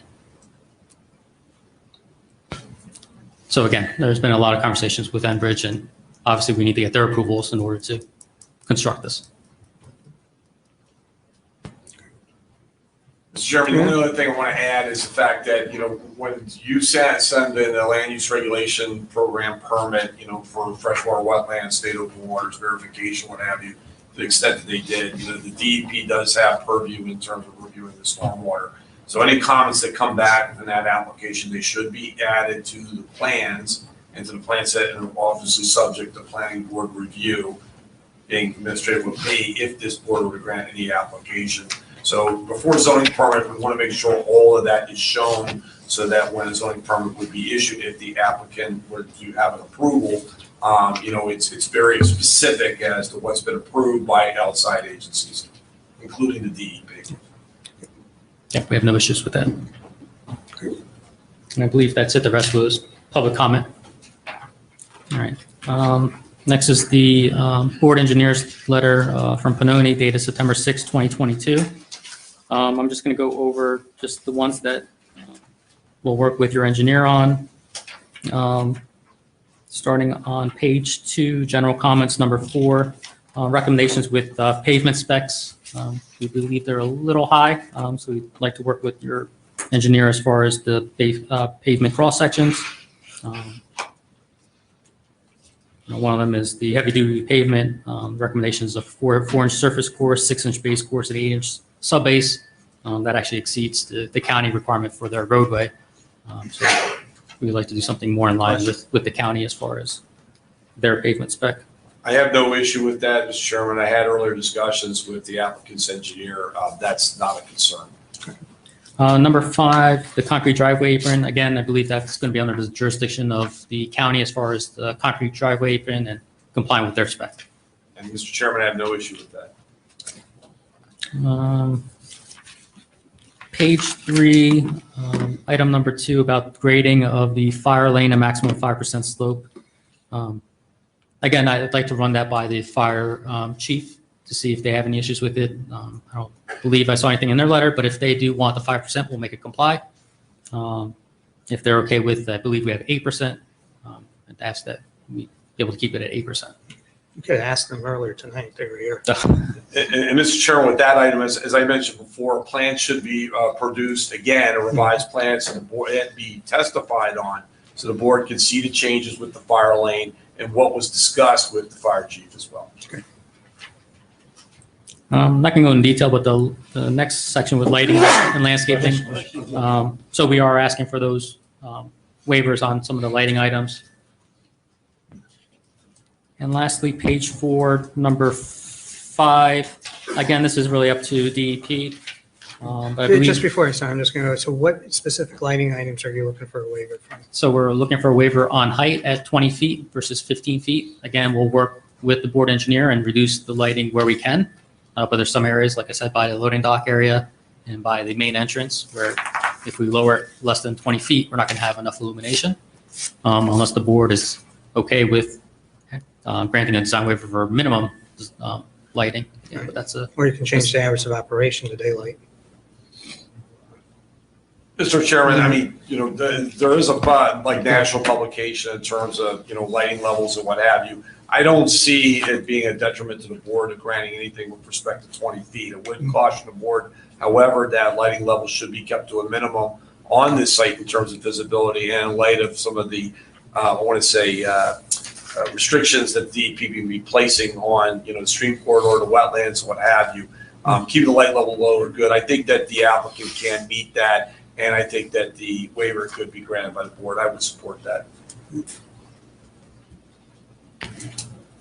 all right, and then on page 4, number 5, with respect to the minimum soil depth for the bioretention basin, we are proposing 24 inches. I believe the B&P requires that if you do have an under drain, but obviously DEP is going to review it. And, if they allow 18, we're fine with that as well, but I believe 24 is required. I take no issue with that, Mr. Chairman. And everything else we should be able to comply with.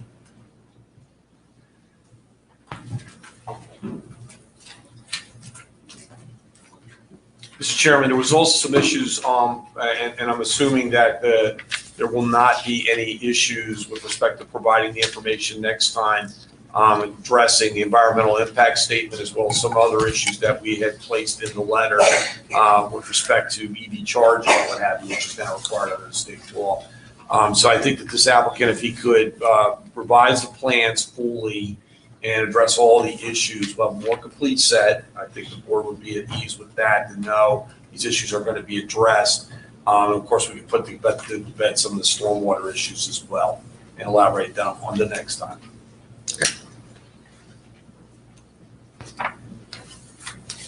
Mr. Chairman, can you address the fire marshal's memo of August 3rd, 2022? Yes. So again, I'm not going to go through all of them because we're fine with all of them, with the exception of that they are requesting a second access emergency egress onto the site. I did speak with the fire official and he deferred to the board, but again, means of egress or ingress for fire purposes is that A, it's going to disturb more trees and most likely go through the environmental sensitive areas. So we believe with, obviously having access off of Amwell Road and full circulation around the building that will provide enough access to the building in case of a fire. But you will review over with the fire lane to make sure that that will comply with the potential revision you're going to have to make. Yes, yep, and we do comply. I have an exhibit if we want to see it, but we do have an exhibit showing the turning movements on that fire lane. And did you say you did discuss that with the fire marshal? I did discuss that with him. He said that it's his recommendation and it's up to the board to make a decision if it's required or not. And told him that I would still like to have a meeting with him to discuss and to go over the other items and see where he wants. Mr. Bernstein, with regards to recommendations on the fire chief, and if a board decides to, I don't want to say ignore them, but what jeopardy does that They are put? recommendations, Mr. Chairman. The board can choose to accept, reject, or modify them based on what evidence is before you regarding same.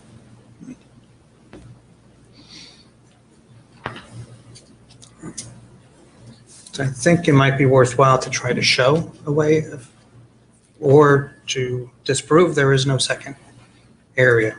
I mean, there will be a way, but it comes at a sacrifice. There'll be more tree removal or, additional permitting and going through some environmental. Now, if you can show us the options, so then we can weigh. And then, Mr. Chairman, that is something that can be shown in terms of options with that, because there has to be trade-offs that the board has to consider with respect to waivers on landscaping, what have you, as well as tree mitigation. That's correct. Not a problem.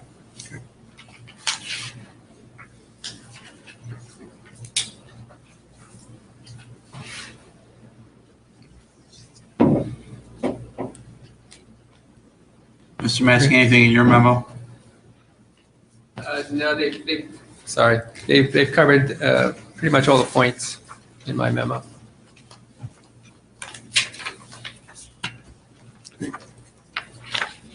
Mr. Chairman, the only other item I will suggest is that, once this, we get the testimony with respect to number of employees that are anticipated as well as shifts and what have you, that the board should hear. That was on my letter on page 6 of 6 at the top, bullet number 2. That should be provided. I'm not sure if this is the correct witness, but the witness, some witness should come forward and discuss that. Yeah, I agree.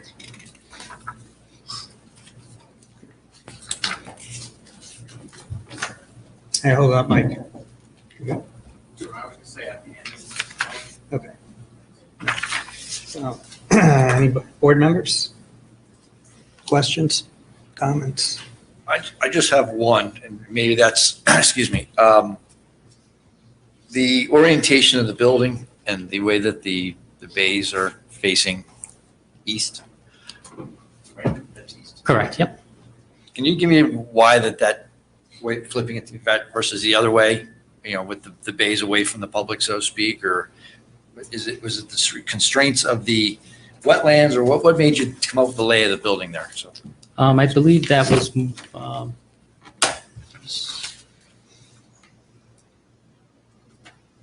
yeah, it was because of the wetland. So in order to access the loading bays, we wanted to have the driveway on the same side as the loading bays. So if the driveway was on the west side, we didn't want to cross over, if that makes sense, to get to the loading bays. Driveway kind of needs to be on that side. So the western front of the property is where the environmentally sensitive areas are? Correct. And now with the stream corridor, it's actually even worse. I'm just trying to put that on the record, just yep. people ask. And again, the building is designed as a spec building. We've gone on this. Why are the 14 bays or 15 bays designed as opposed to 7, 8, or 10? So again, I've done many of these throughout the state, and it's not really, picking on, this is how many bays we want, is how much the end user is going to use. It's really seeing what we could fit on there and get the approvals for it. When your end user comes in, you might get one user and he wants 5 bays, but they have the option. So you might have 2 users and they want 5 bays each. So it just gives it a little more flexibility. So you're essentially asking for maximum. I want to say maximum, but at the end of the day, I don't know what less loading bays would result in. It's not going to result in less traffic. The traffic is not based on loading bays. So I'm not sure exactly, what the outcome is with less bays. Mayor, I would just want to just say to the board, one of the things I've experienced with having the less bays means more possibilities of trailers being parked outside of the bays. So I want to make sure the board keeps that in mind and thinking about that. In my estimation, if an applicant comes in, they already have a tenant that's signed up. The tenant goes ahead and says this is what they need and require in terms of making sure that they work with their shifts, in terms of how the trucks go in and out, which obviously they'll be provided during traffic testimony. But one of the estimations I have is that when you minimize the bays for a building such as this and the size, you open it up to the possibility of having enforcement issues with having trailers that might be unsightly that are shown or what have you, as opposed to being stacked in an area that in this estimation is kind of concealed. So I just want to make sure the board understands that from a layout standpoint, it is an optimal layout. It may have had to be tweaked with the stream corridor issue, but we're going to find that out the next time to see if there was another way, if there could have been another way they could have done this. Okay.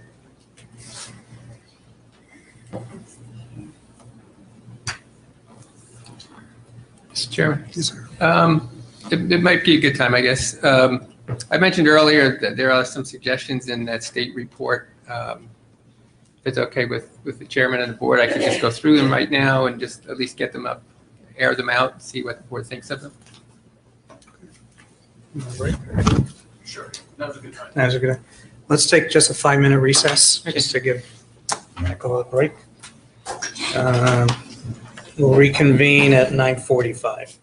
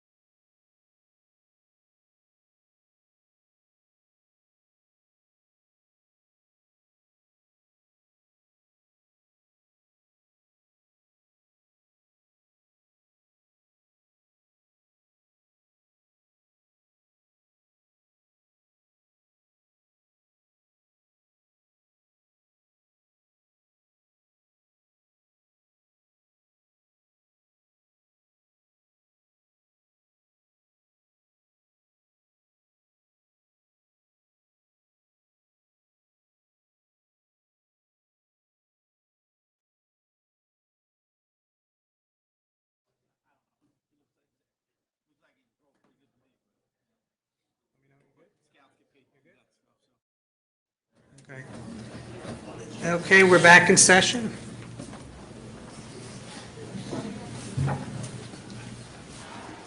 And I believe, Mr. Maskey, you want to Yeah, spend a little sure. time reviewing some of the new Just guidance? elaborate on some of the things that are in this, the State Planning Commission warehouse siting guidance. And I'm going to pass the board and the applicant to give some time to think about it before the next hearing. But these are the types of things that are in this document. So establishing a gate management plan. These could be potentially conditions that the board could impose. They're not requirements, but they could be potentially conditions.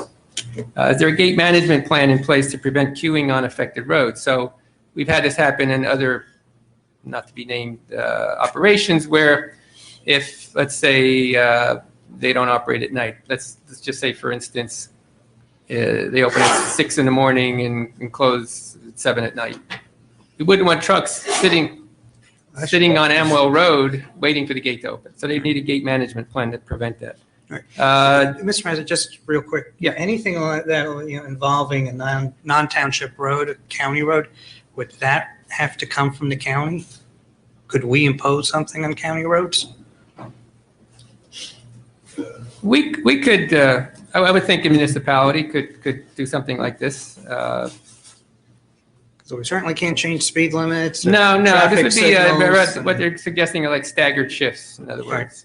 So No, that we I- don't have queuing up on Amwell. No, I get that. I'm just wondering, what type of input or that we Yeah. have to get. There's a couple of recommendations in the report requiring warehouse facilities to establish specific truck routes and post signage. So in this case, for instance, ride out only for trucks and get them onto the bypass on Elmo Road, as a for instance, rather than heading towards Millstone River Road. But again, is that something from the county that we're going to start dictating Well- traffic patterns? It was a little bit more beyond the county. Even the state? Dave and I have Mhm. talked about this, it's the county and the state, but that is something that can be looked at depending on, an overall view of how many trucks would eventually be able to go to a bypass. Not just with this developer, but I want to say, the potential of development that you would have off the corridor to the bypass. Yeah. And then they get into various performance recommendations. So in other words, restricting all off-road diesel-powered equipment from being in the on position for more than 10 hours per day, requiring that all on-road heavy-duty haul trucks be the model 2010 or newer, diesel fuel, requiring early compliance with New Jersey's ACT rule, ensuring that all heavy-duty vehicles entering or operating on the project site are zero emission beginning in 2030, installing or using on-site equipment such as forklifts and yard trucks that are electric with the necessary electrical charging stations provided, prohibiting trucks from idling more than 10 minutes and requiring operators to turn off engines when not in use, requiring the installation of electric hookups to eliminate idling of main and auxiliary engines during loading and unloading and where trucks are not in use, constructing electric truck charging stations proportional to the number of dock doors and parking spaces, installing and maintaining the manufacturer's recommended maintenance intervals, an air monitoring station proximate to sensitive receptors, and the facility for the life of the project and making the resulting data publicly available in real time, installing all standby emergency generators to be powered by a non-diesel fuel, achieving certification of compliance with LEED green building standards, including all provisions related to designated parking for clean air vehicles, electric vehicle charging, and bicycle parking. So I bring these up just to give you a sense of the type of recommendations that are in this report that for the board to consider as potential conditions. And I bring them up now just for the applicant's benefit as well to start thinking about some of these items. Thank you. Thank you. Mr. Chairman, it may be appropriate that some of those items, because they were in the EC report as well as ours, that they be incorporated into our plans, the revised plans that the board would hopefully hear the next time so that we get a better understanding. Thank you. Thank you.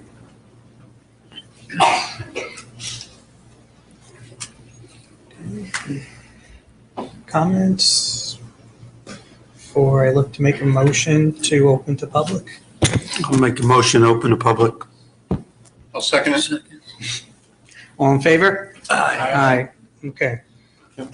Set the ground rules. Yes, I will set the ground rules. So there will be one bite at the apple. I don't put a time limit on everyone getting to question.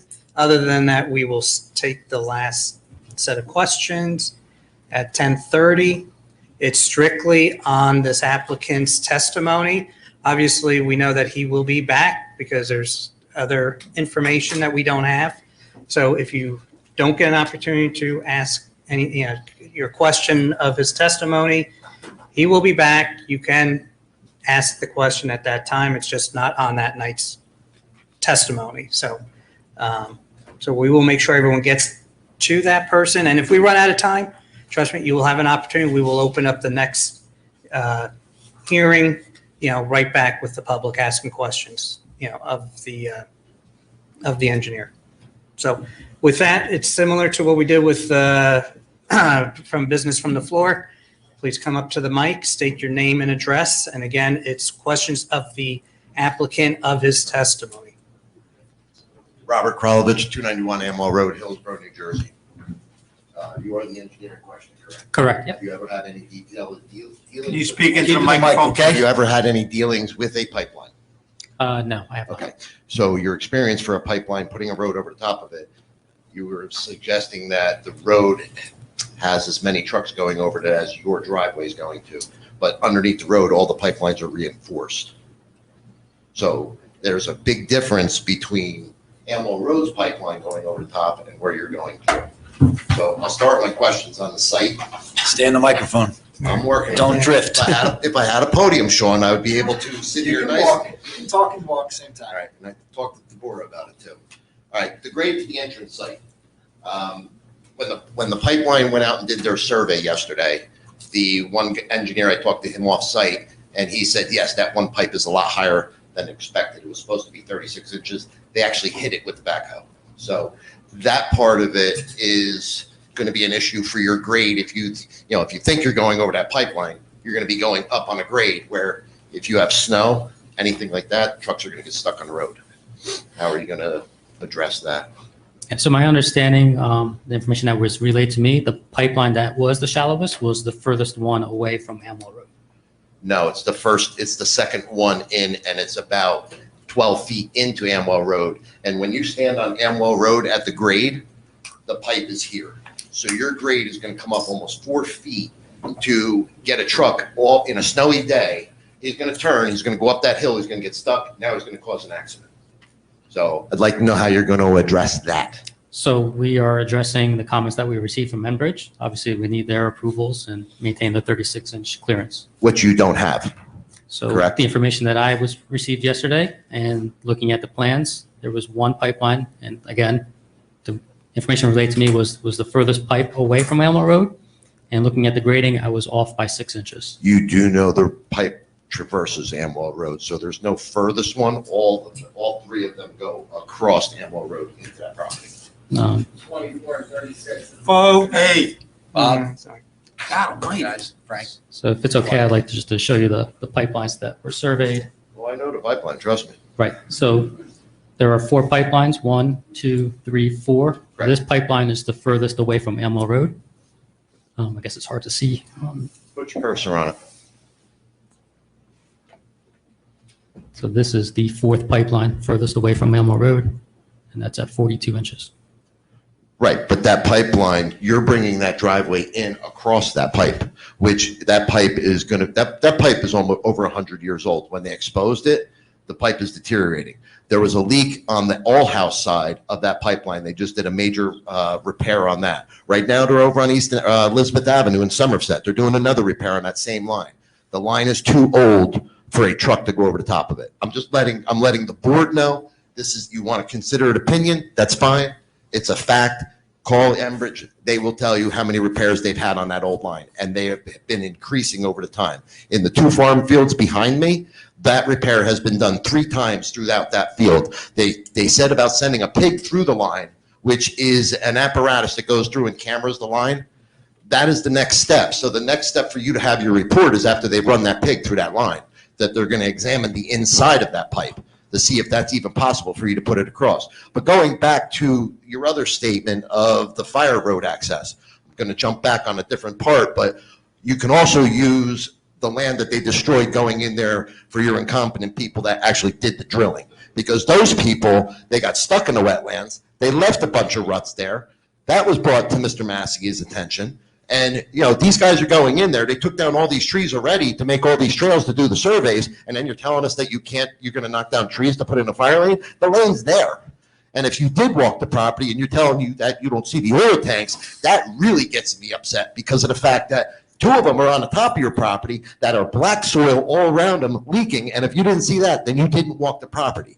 Also, back in 1980, the original owners of the property used that property they leased that property when they rebuilt Elmo Road Bridge, which is just west of that property. I'm going to object to the testimony. There's no foundation, and, you know. Pictures aren't foundation? Well, many of them are you submitted. don't have permission to go on our property and take photographs. Why? The property was for sale.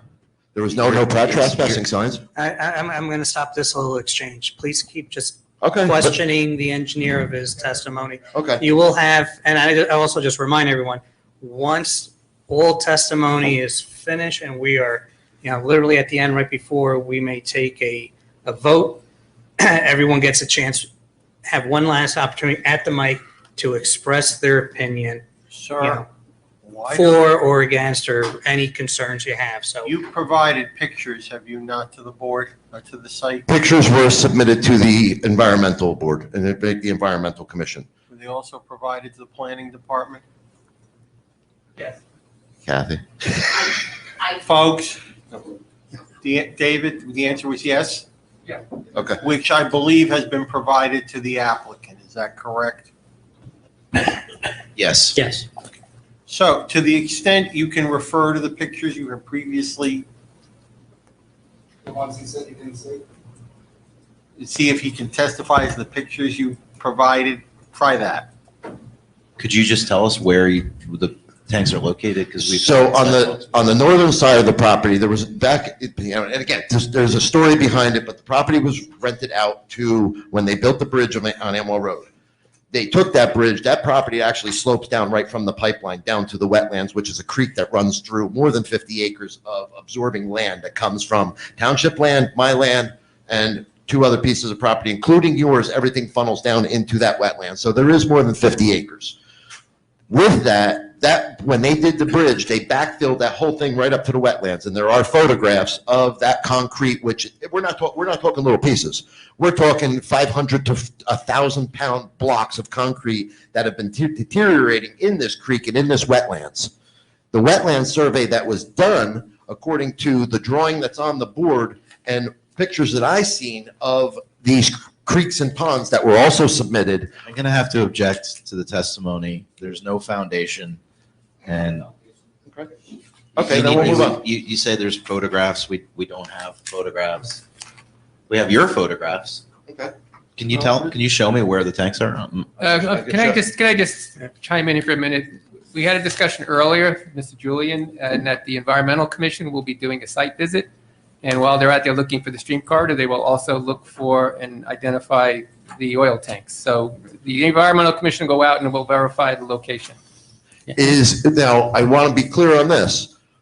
When you have topsoil or any kind of dirt, and I'm asking the board this, is the land considered contaminated when it's loaded with concrete and rebar and asphalt?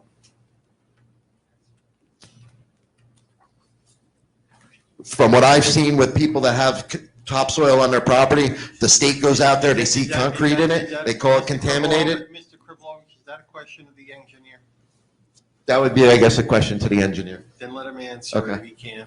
Not Mr. Hay. Okay. This gentleman.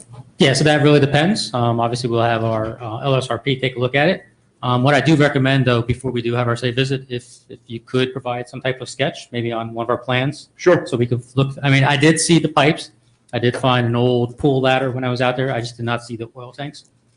Yeah, the pool ladder is actually on top of the backfilled concrete from the bridge and the rebar. Right, so I did see some of the debris. Yes, I did, again, but I did not see the oil tanks. So, I mean, yeah, we're welcome to have the Environmental Commission on the site, take a look at it. If you could assist and let us know the general location, that would definitely help. I've been contacting the owners of this property since the 80s because when it happened, we actually used to farm one of the fields on their property. And basically when we said, look, they dumped the bridge there, They're like, stop farming it. They got mad. Then every time the property gets sold, I call the owners and say, you have an environmental problem on the property. They either hang up on me or they put the property back up for sale. This property has been being resold for many, many years because there are problems with it. And I just want to see that the problems are resolved, because this water goes into the Royce Brook, which then feeds the Raritan, which these people here drink. I have a well. These, this is stuff that can be going in, basically disturbing the environment. It can be harming everything around us. So that's my concern. Yep, and like I said, if there is any issues out there, obviously we have to comply with the regulations, and if there's remediation or anything to that effect. Okay, the township engineer just wants to. Mr. Chair, I just want to remind the board, in listening to this, that, typically when you do a phase 1 environmental site assessment, you usually find any type of tank situations, and that's stated. That's why I asked earlier whether or not a further site investigation would be needed. The applicant did state that they will have a license, basically an LSRP, licensed remediation professional, to go out and look at the site and evaluate whether it's a regulated tank or an unregulated tank, and then how it would be disposed of, if that would be disposed of immediately, and if there are any issues relevant to whether or not that there is soil or groundwater contamination. So I want to make sure I outline the baseline for the applicant for what the licensed site remediation professional should look at, and then report back to the EC. So when the EC does do their site visit, they have that in hand, they understand, so that we can put that to bed and we can understand how it's going to be mitigated. Yep, great, thank you. All right, so on, in CDZ, there is a 50-foot buffer. Board can correct me if I'm wrong. Mr. Maskey, correct me if I'm wrong. That 50 feet is undisturbed 50-foot buffer. Just like I went through with Comcast when they were doing theirs, that 50-foot buffer was not to be touched. So I could answer that. There was conditions, and I didn't testify to, but it is in my outline here. Right, I know you do have a 50-foot buffer. So the 50-foot buffer, and for conformance, what it says is a minimum of half the length of the required buffer and/or conservation easement, as appropriate, shall be designed, planted, created, landscaped, and developed to obscure the activities of the site from view at least the width set forth in Article 5. And then it has a couple bullet points here. Not more than half the required buffer and/or conservation easement, as appropriate, shall consist of at least 2 of the following. A, landscaped area at least 10 feet wide, including fences or walls. B, landscape berm at least 6 feet high. C, a building setback of at least 200 feet with a grade of less than 20%, with groups of planting and trees located to enhance the architectural features of the structure and to offer a break to large open areas, but with no other permitted in the yard area. And D, a parking area setback at least 100 feet and screened as required under the off-street parking provisions. And what we had mentioned was the buffer to the west, existing vegetation is proposed to remain. So that's within the whole 50 feet of the buffer. Just repeat that last sentence, please. Existing vegetation is proposed to remain with additional evergreen planting an area of disturbance to provide a vegetative buffer of at least a half of the buffer area. The existing vegetation to remain. What was that? And supplemented with evergreen plantings in areas of disturbance to provide a vegetative buffer of at least 1/2 the buffer area. So I think it was the last sentence up to the west was that that was going to remain untouched. Yeah, existing vegetation is proposed to remain with additional plantings. So you're not removing any vegetation out of that 50-foot buffer at any point in time. You'll only be adding to it. Is that what I'm hearing? To the west, there is. To the east where the residents are, you're not doing anything? To the east, there is a disturbance. I'm going to get to the east. And then the second condition that we're complying with is parking areas are proposed 100 feet from the property lines. This is again to the west. So that shows compliance or conformance. What about the east where the people actually live? We'll get to that. All right, buffer to the east. Existing vegetation is proposed to remain with additional evergreen plantings in areas of disturbance to provide vegetative buffers of at least 1/2 of the buffer area. So this is the additional buffer to this portion. The building is set back greater than 200 feet to the property line. That's to lot 4. So that's one of the conditions. And parking areas are set back 100 feet from the property line with a non-residential portion of lot 4. So you're not going to disturb anything 50 feet from the east. You're only going to add more plantings, correct? Well, I don't know what you mean by disturbance. So planting trees is technically disturbance. But you're not going to be excavating. You're not going to be running machines over, destroying the stuff that's up there already. No, I mean, we agreed to add more plantings over here. Okay. in the lower southeast corner, but there's no, So no, you're not going in with bulldozers, dump trucks and things of that nature and taking out that 50-foot buffer. no, I mean, there are some encroachments. I think there's a driveway and a chicken coop. Yep. But that's the only disturbance within that 50-foot. And that can't be existing non-conforming on your end? Having our neighbors, It's been that way for 55 years. I think that's a legal question. Telling you what it's been. So moving on, so the light contamination. So we're gonna go, so you have your building basically facing my, basically across one property goes to my property. So the lighting I have an issue with, but my other question is all the warehouses that I go to that I see, they have a red and a green blinking light that basically says a tractor trailer can or cannot back into the dock. Is that going to be part of this plan? Am I going to look like I have Christmas lights all winter long? Most people know that, but I don't want them all summer long as well. So is that something that's going to be part of that warehouse? I don't know the answer. I'm sure that could come up with the. Well, that should be something that you would be part of with the lighting and the code. So that's an architectural element, and I'll leave that to the architect to testify to. Would that be true, Mr. Maskey? That would be an architect thing for the lighting for a mandatory, for the warehouses where they lock in? Very simple. If there's any type of wall-mounted lights or any security lights that they would have to be added to this site plan and shown. And that includes any type of, let's say, illuminated lights that may be, for instance, something that might be a flashing light that may be able to accommodate a tractor trailer and tell it when it's getting too close to a loading dock. That should be shown on the plan. Okay, so we will show. So that would be you, right? Yep. So it's true, I'm going to have green and yellow, or green and red lights aiming toward my property. I don't think they can be shaded. So that was not described to me, so I need to find out from the applicant and from the architect, but as of right now, that has not been relayed to me, that they will have lights.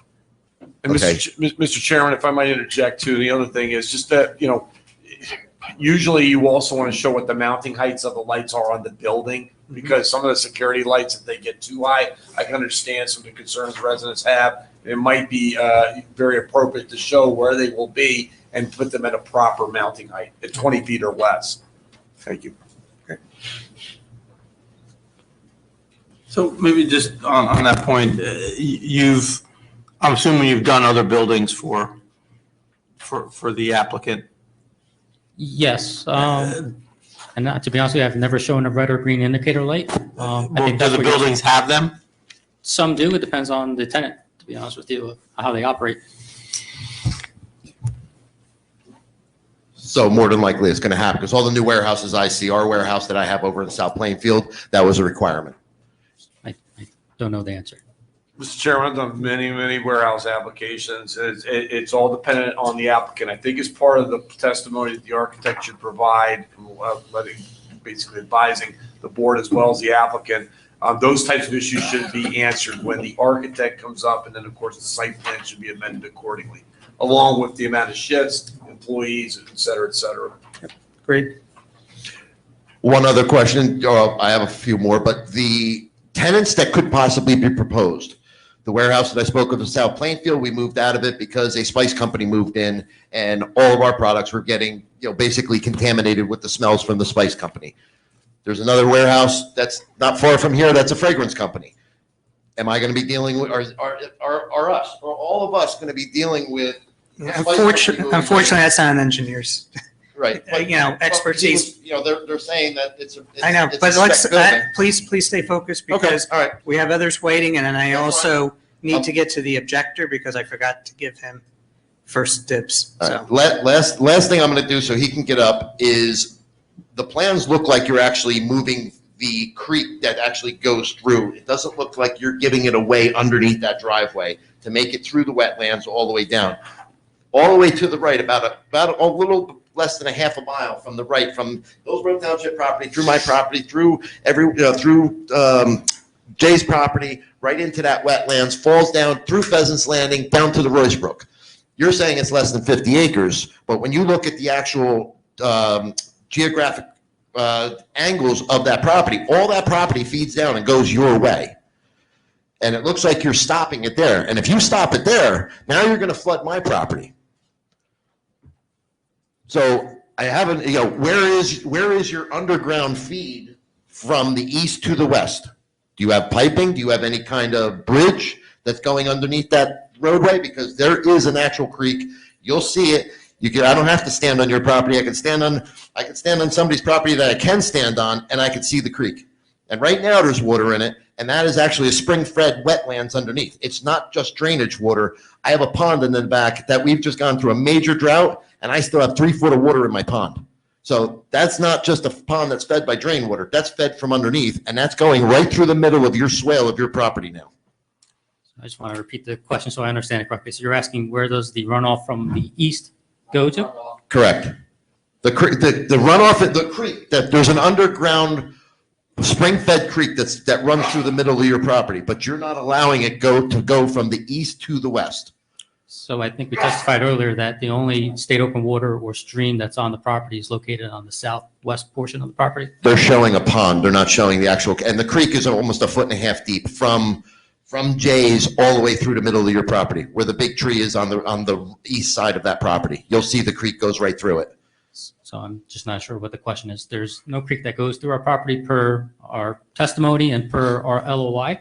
If the question is where does the runoff go from the east to the west? You called it a ditch. Okay, please, no. Enough. You will be categorized as Mr. Brooks is. Frank, This is the last. Frank, next time you're leaving and you're not coming back. Okay? You understand? So, okay, so the question is where does the runoff go from the east to the west? The water that comes from the ground underneath, which is called a spring-fed creek, which used to be a 3.5 foot wide creek. That always had water flowing through it. So now it's a little bit more dried up, but it's still in a natural flowing creek. So you're going to put a road that's basically going to be a dam that's going to block up from all the way back to the east onto Hillsborough Township property as well. Sorry, I'm going to answer the question of where the runoff is coming from the east because I'm not aware of underground water traversing the property. So water goes over land, will go onto the pavement. The pavement is lower than the property to the east. So you're going to flood it. No, it's going to run off onto the pavement. It's either going to enter through the curb cuts or through the inlets and then go through the stormwater detention systems and outlet to the west at the state open water.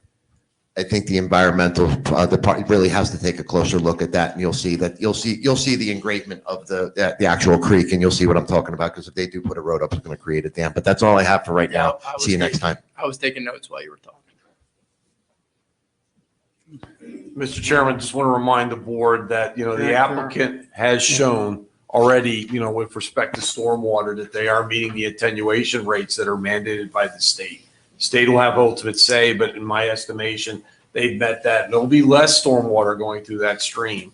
As far as an underground stream is concerned, I did not see that in any of the environmental reports. I don't recall seeing that also within some of the work that was done, by Whitestone. Maybe they can opine on that. Maybe the applicant can bring some information back the next time so that both the EC and the board could be a little bit more educated as to whether or not that condition does actually exist. Okay, thank you. And I need to apologize because I need to allow the objector to. I'm going to suggest that we let other people speak. I have a lot more than 15 minutes worth of questions. Okay. They just didn't, I'd like to start next time. That's fine. You just had first dib, so. Sorry about that. No worries.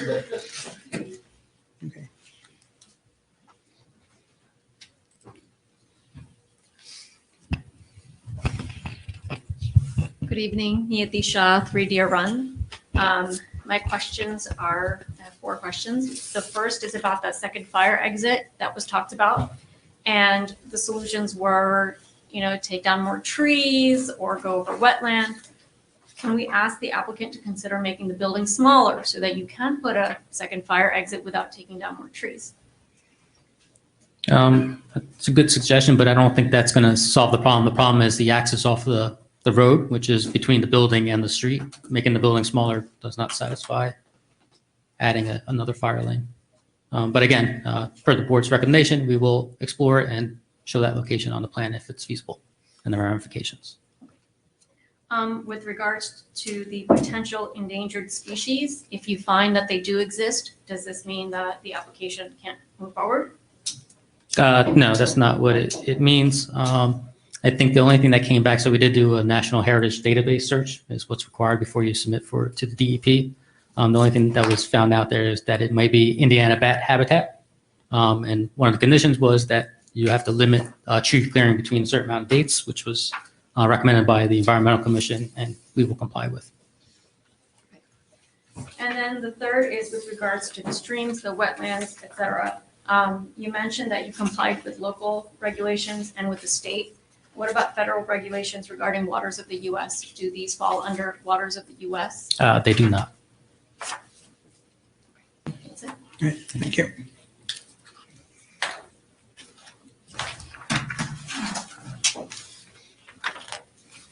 Steve Pongratz, 293 Amwell Road. I'm just wondering on your plan, where is your septic system? So right now we're showing it in the far northeast corner of the property. Thank you.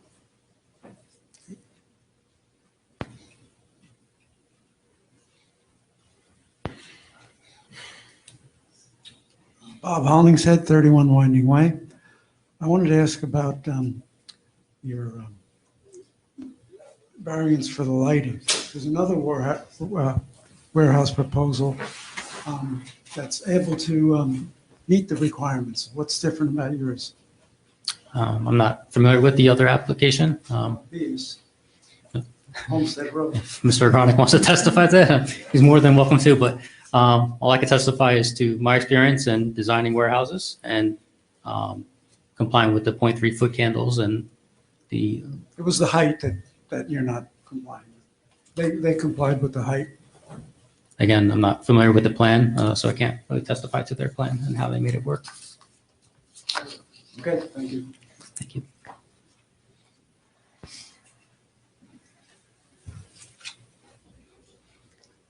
David Brooks, 7 Winding Way.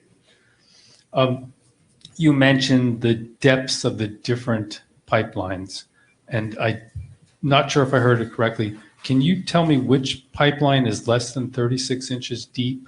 Which of the 4? So I don't have my notes, but if I remember correctly, it's the furthest one away from Elmo Road, which is the 42-inch line. The largest of the pipelines is less than 36 inches deep. Correct. And it was, Okay. again, I don't want to testify to the depth, but from memory, it was 26 or 28 inches. Okay. And do you know, when we're looking at the diagram, what is your frontage on Amwell Road? So it's, In feet? Sorry. so the frontage proposed is 614.9 feet. 614. When you say proposed, but isn't that your property lines, 614? So existing, so there is a taking, so the property lines can go back a little further, so that it actually extends the frontage by a little bit. Okay, so there's 614 feet of, 0.9. I'm sorry, point 614.9. 0.9. 0.9 of frontage. The pipeline comprises how many feet of your frontage that you, the pipeline is, I think, 172-foot easement, I'm not sure, but how much of your frontage is pipeline? No, so I don't have the exact number, but the easement is roughly 100 feet wide. Looks like it's 50 feet and I don't have the exact number. It varies throughout. So I would say it's over 100 feet along the property line. So I'm just asking, along Amwell Road. Yes. I don't have the exact number, but it's definitely over 100 feet in width along the frontage. Okay. If you want, I could scale it and give you an approximate number. But you're saying it's 100 feet from the eastern side towards the west, is that? Nope, I'm saying the width of the easement. If you go perpendicular to the easement lines is approximately 100 feet, if not more. Okay. And now it's, at an angle, so the length along Amwell Road would be actually longer. So all I'm saying is larger than 100, but I can give you the exact number if you wish. 100 will work. Is it possible to enter your property without crossing the pipeline easement? That I would have to look at. Now that we have the stream corridor buffer, it may not be possible anymore. is there a way, I take it you can't do that now, or there has been no calculations to determine whether you can get into your property without crossing the pipeline? Not with the new stream corridor. No, we have not shown that or done that evaluation yet. Okay, thank you. You're welcome.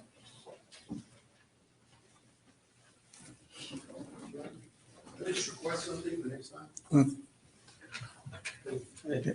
I promise we'll keep. No worries. Mr. Berlin, can you indicate not only who you are, but who else you're representing in your objector status, if As of anyone? right now, I'm representing myself. Thank as a- you. A resident and an owner opposite this project. Thank you very much. Yep. I'd like to request some type of a visual representation, not a chart like I've seen other warehouses do, as to what this is going to look like for the residents of Roycebrook Estates, or whatever it was called there, the people on the opposite side. I think that there's a consideration here that needs to be addressed. The primary living quarters, the bedrooms of these houses that are so stark coming out of the lanes are 2 stories high. So the trees on the ground are not going to block anything. They're not going to block noise. They're not going to block lights. They're looking from up here. And this isn't somebody deciding to sit on a porch and you say, well, they're sitting 5 feet up. It's a problem. These are living quarters. This is where people sleep, and this is where they spend a good deal of their day. So I'd like to ask for a graphic representation of what it will look like from these people. They're very, very close to the traffic line. What will it look like from, what can they expect from sight lines, as well as something we can look at, So as opposed to a chart. Yeah, so just to clarify, so are you looking for like a cross section, or are you looking more for like an artistic rendering? If you're standing on the bottom of Elmo Road, Mhm. there are 2 homes that are sitting right there that are looking down the throat Nope, I understand. of that exit. Yeah. And they're going to be looking into that warehouse. And my contention is that it's not appropriate because there's no way you can block a 2nd-story existing living structure without interfering with these people's quality of life. They're going to come out and this is what they're going to see. And it's not something that blind's going to take care of because of the noise and everything else. So, okay, so I just want to, my question was, do you want like a 2D cross section like profile that shows? What it's going to look like. Or so you're looking for a 3D type of, Looking down from up. Yep, that would be great. So people can get a feel for exactly what it's going to look like. right, so I believe that's more intended for the architect to generate, but with, Gentleman says, no, I got to believe that. Mr. Chairman, if I might add, in my experience in many boards, what happens is in this type of case, and the objector is correct, usually you show an elevation of a particular home. Let's say you show the base elevation and you show the height of the home, and that kind of gives context as to what the home looks at if you're looking at it in a cross-sectional view. yes, a cross section we could do. That's Correct. not a And then the problem. cross-section would be taken from basically the back of the home, the closest point of the home, to the actual, let's say, improvement of the hardscape, or let's say the building. So in this representation would also be an elevation view, which would show actual elevations and show what the view shed would be, because that's really what this is a view shed analysis of where each of the windows really translates to that physical feature, that proposed feature. That's been done in many cases in many boards, and that is absolutely most appropriate. I would use this base plan as more or less a plan view, cut the cross sections through those areas that are of interest to not just the board, but of the objector, so that it gets a little bit more representation as to what can be done to mitigate, if there's anything that can be done to mitigate residents' view shed of the proposed improvements. Right, so I have no exception. That's why I was clarifying if you wanted a cross section or of a 3D. So 3D is more of a rendering and architectural, but a cross section. With your grades, you Yep, we could do basically, that. you could use your digital, you could basically use, if you're using Civil 3D, which is, Mr. Chairman, a software package that's all civil engineers use, you could run a cross section through, but add definition with the homes in terms of doing some additional survey work to show what those base elevations are of the buildings, what the heights are, and to show what the view shed would be. Yep. And then into context, Mr. Chairman, usually in between you show features such as trees. What are the highest trees? Surveyors can go ahead and determine what the highest trees are to show whether or not that there would be mitigation, existing mitigation with those window view sheds, or not. And if there's a proposed, the applicant would then show what they would do to mitigate that view shed, with the adjoiners. My last comment is, we built our houses over on the other side of Amwell. So it was just existing land and we built it. And the builders there, it was Toll Brothers, and they were very specific, and we had to sign off, I believe, on the fact that where the pipeline is remains 100% undisturbed.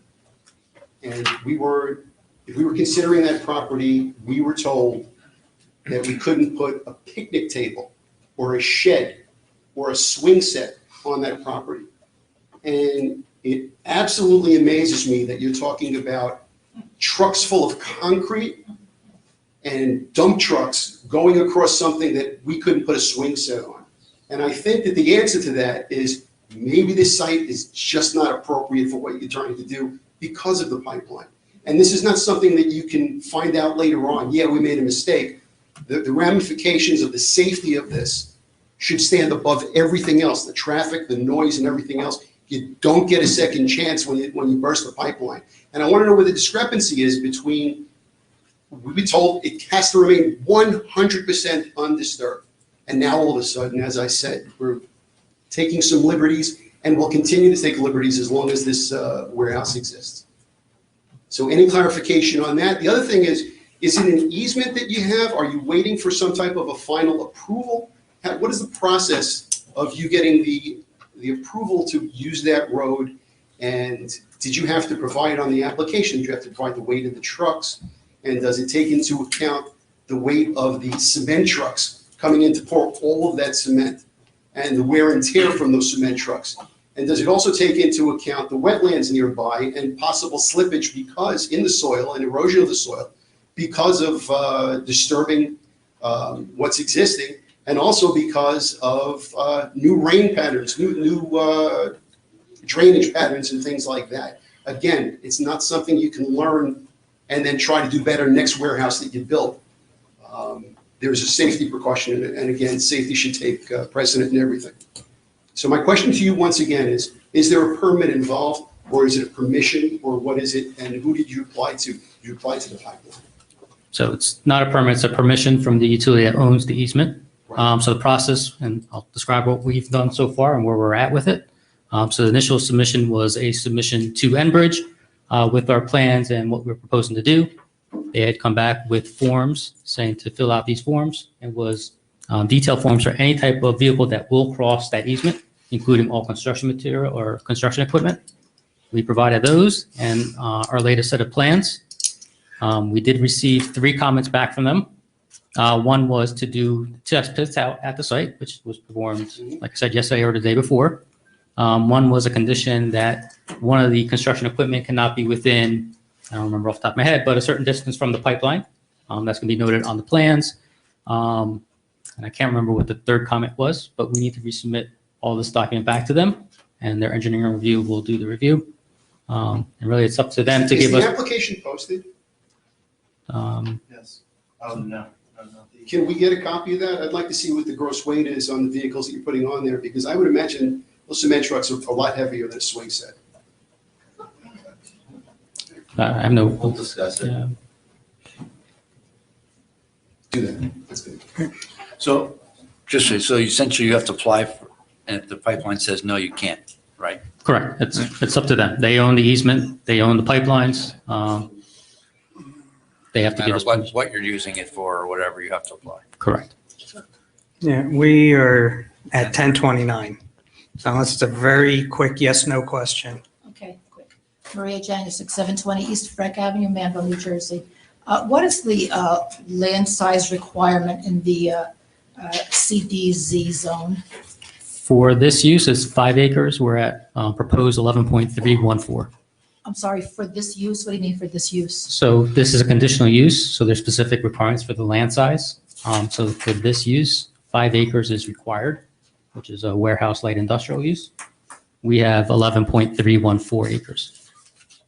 Is that something new? Because I think the CDZ zone requires 50 acres, right? Does the CDZ The zone? applicant is correct on this particular, sorry. The applicant's correct on this particular use. The lot size requirement is 5 acres. Is that something new that was, No. that was amended? So how is this property 5 acres versus the 50 acres that's required in the zone? 50 acres primarily relates to corporate office parks. So a warehouse can have less property than a corporate use? I'm not sure yes, that's what the ordinance states. So what types of Okay. things? We're can be on out of 5 time. There was one acres? question. What- This would On be 5 questions acres for the versus? engineer. It's the engineer's question, but you've already asked what size. He provided with the answer. We're at 10:31, so I need to end the evening. You can start. You can kind of start next, come back next when meeting, we- Mr. Chairman, so that which can be first up. Is going to be our next topic right now, is the date that we can carry this to. Okay. The next available regular meeting is December 8th. Okay. As an objector, can I ask this to postpone that or make it earlier? Because I will not be- There's nothing earlier. There's nothing earlier. There won't be anything earlier, but Eric, I'm going to let you. You can't speak from the audience. If you need to come up, you gotta come up. We got to, come on up. We're going to, yeah. And Eric, I'll let you answer if, how do we accommodate? Let's hear Mr. Berlin's. I have a vacation planned. I haven't been on vacation in quite a while. I do have a life besides this, like all of you guys do. This is wearing me out. I don't know if you can sense with everybody else here, the strain that this is putting on people. We posted for the meeting on Facebook, and people were livid and making accusations, and it's wrong. It's wrong to do, and I wouldn't participate in it. But I'm just telling you that there's an undercurrent, and it's tough. And you can't just keep having these meetings after meetings after meetings after meetings on the warehouse. It's killing us, because it is all connected. I mean, we'll get to that next time. But it is, it is independent. I understand it has to be looked at as independent. But at the environmental meeting, they were talking about the compartmental. Mr. Berlin. I'm not sure I understand, what are you proposing? I'd like to have a different date if possible. Being the only objector. If there was another objector here or something, perhaps they could represent me. There aren't. Okay, it can't be sooner then, is the problem. Yeah. If it has to be, yeah. It can't be, because Everything else is. unlike you, we're at all the meetings, okay? No, lately I've been at all the meetings. It's been We're hard too, to. so it's like, as you know, and you've been here, the schedule is full. Yeah, David, can you So- just It's throw December- some, December 8th, obviously, for this year. Then we go into 2023. January 12th is the reorganization meeting, which you could also schedule it for that night. And then January 26th is a business meeting, which you often don't use. Keep in mind, and I'll defer to Eric on this, that the 2023 schedule beyond January 12th isn't technically official until you adopt it at the reorg meeting. So set it forth for the 12th, if the applicant will agree. January 12th, 2023.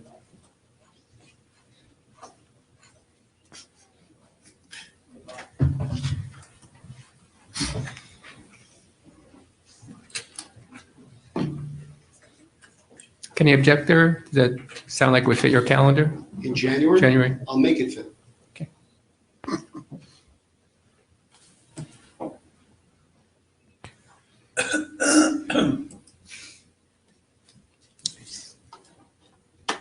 So we're going to respectfully request that the meeting be held as scheduled. So I wouldn't want me here either, but unfortunately, it's gonna happen one way or another. And if I gotta cancel something, I'll cancel and I'll take the economic hit on it. But it's just a great indication of where the applicant's head is at.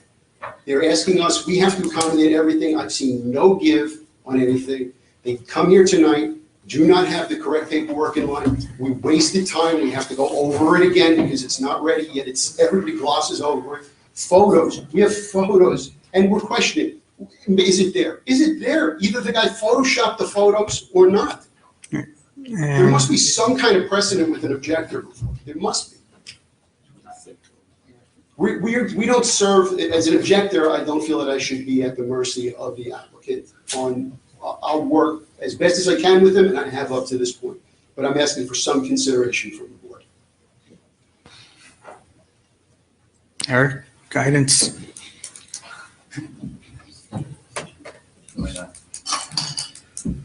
We'll defer. We'll defer the decision to Mr. Bernstein. I get to call it?